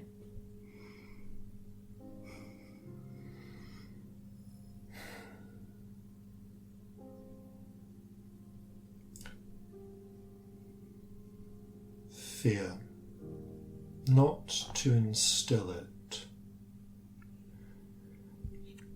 Fear of discovery.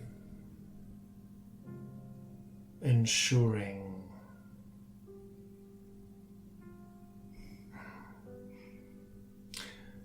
my understanding is that the techniques she learned from The Wood Elves.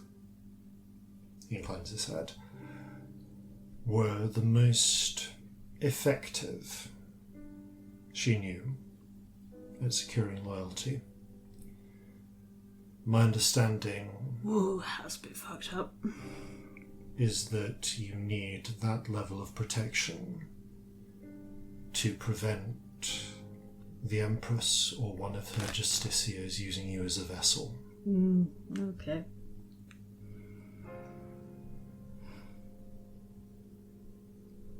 Right. That's really fucked up. I suppose it is. That's the only way she knows to get people to be loyal to her. That's really messed up. And I'm saying that as me.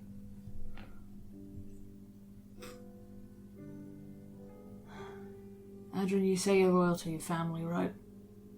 Yes. She doesn't know the meaning of the word. I think maybe Peleus does. She is not any of our family. That's not what it means.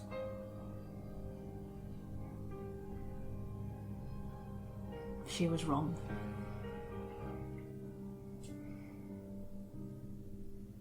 I can't believe I'm saying this, but I'd like to be your family. You are.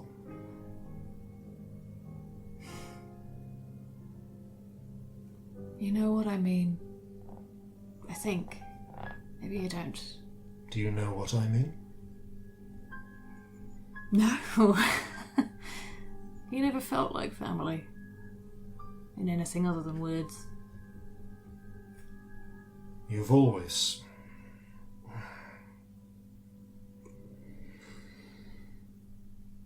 Not since the day you were born. I was too young, but I suppose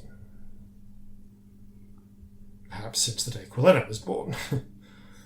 But certainly since I was old enough. I have always looked out for you. I have always aimed to serve, to protect, and to do what I could.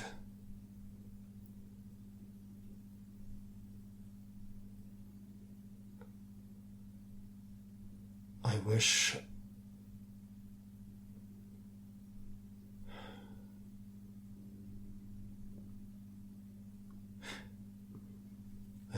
sometimes that we could have been born on the surface, where to do more could have been easy. To love as the surface dwellers do, without fear, without watching yourself and everyone else all of the time.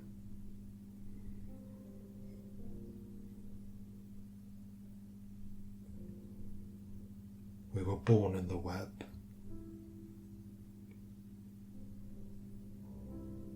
I suppose we were. I just want to help us get out. I got out. You tried to drag me back in. Even when I begged you not to. I actually begged you. I still can't believe that. I'm embarrassed.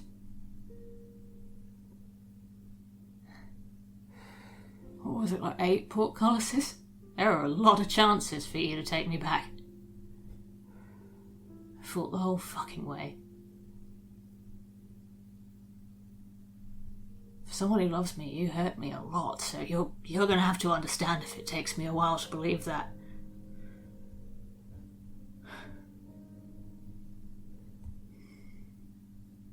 When you love someone, you make them feel safe.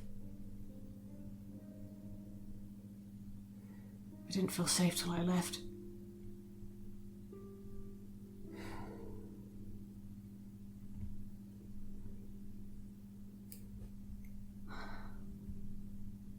I wasn't good at loving you either, but it's because I didn't know that was even something that was an option between us.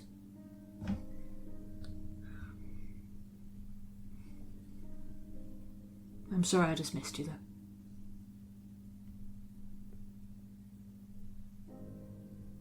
Should have done better on that. You and Peleus, apparently. I was wrong there.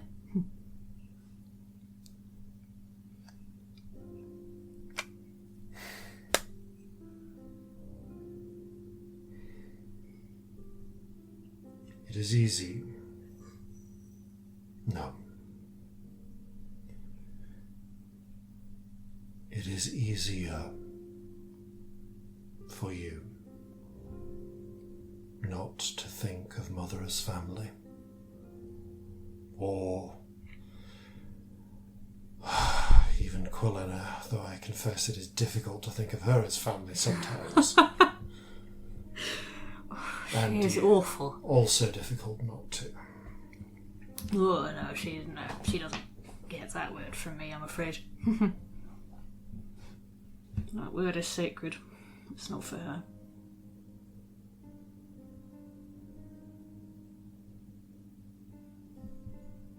But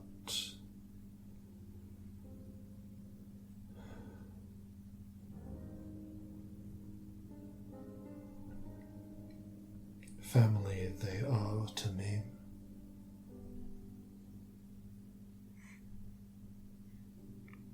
There are so few of you.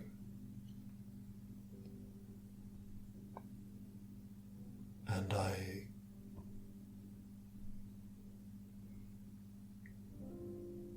had hoped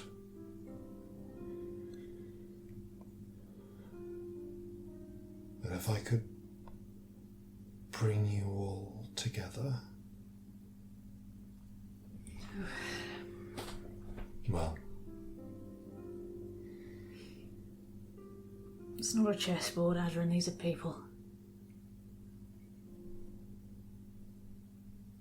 I had hoped if I could bring you all together,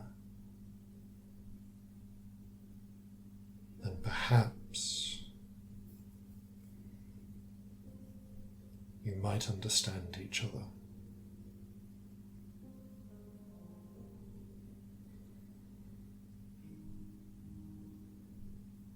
With you, maybe.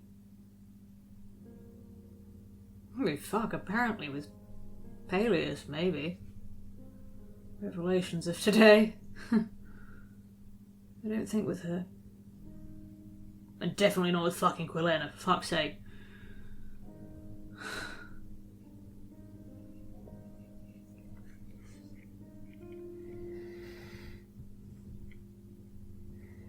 I can feel myself beginning to wake up. Okay. This dream will end soon.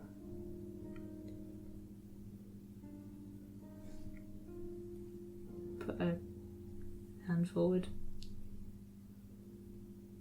He hesitates a moment, then reaches over the desk and grabs it.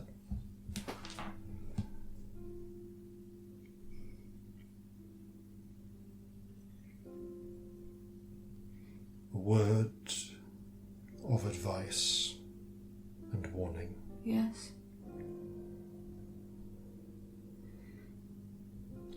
Only the head of the house may call off a blood feud over the death of a family member.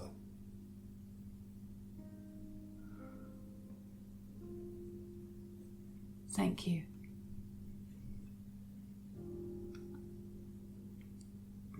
Good luck, Celestia. We will meet again. I'll see you soon. Take care. You too. Watch out for our sister. You too. The bubble seems to flicker at the edges, and you step back and out of it before it collapses. Oh. pick up. And I think Celestia probably just sits on the bed and has like a little cry for a while. But like a sort of shock. Yeah, there's a blankness. I think she sits there for a long time. And on that distressing note, I think we're going to pick up next time. Thank you all for listening. Thank you all for playing. And farewell from all of us here at Flintlocks and Fireballs. Fair seas and natural 20s. What different paths we might have walked in worlds where men and women talked. My life was lived beside your own, but different when we were alone. So gather your muskets, gather your spears, we'll plunder the shores of Calcinea.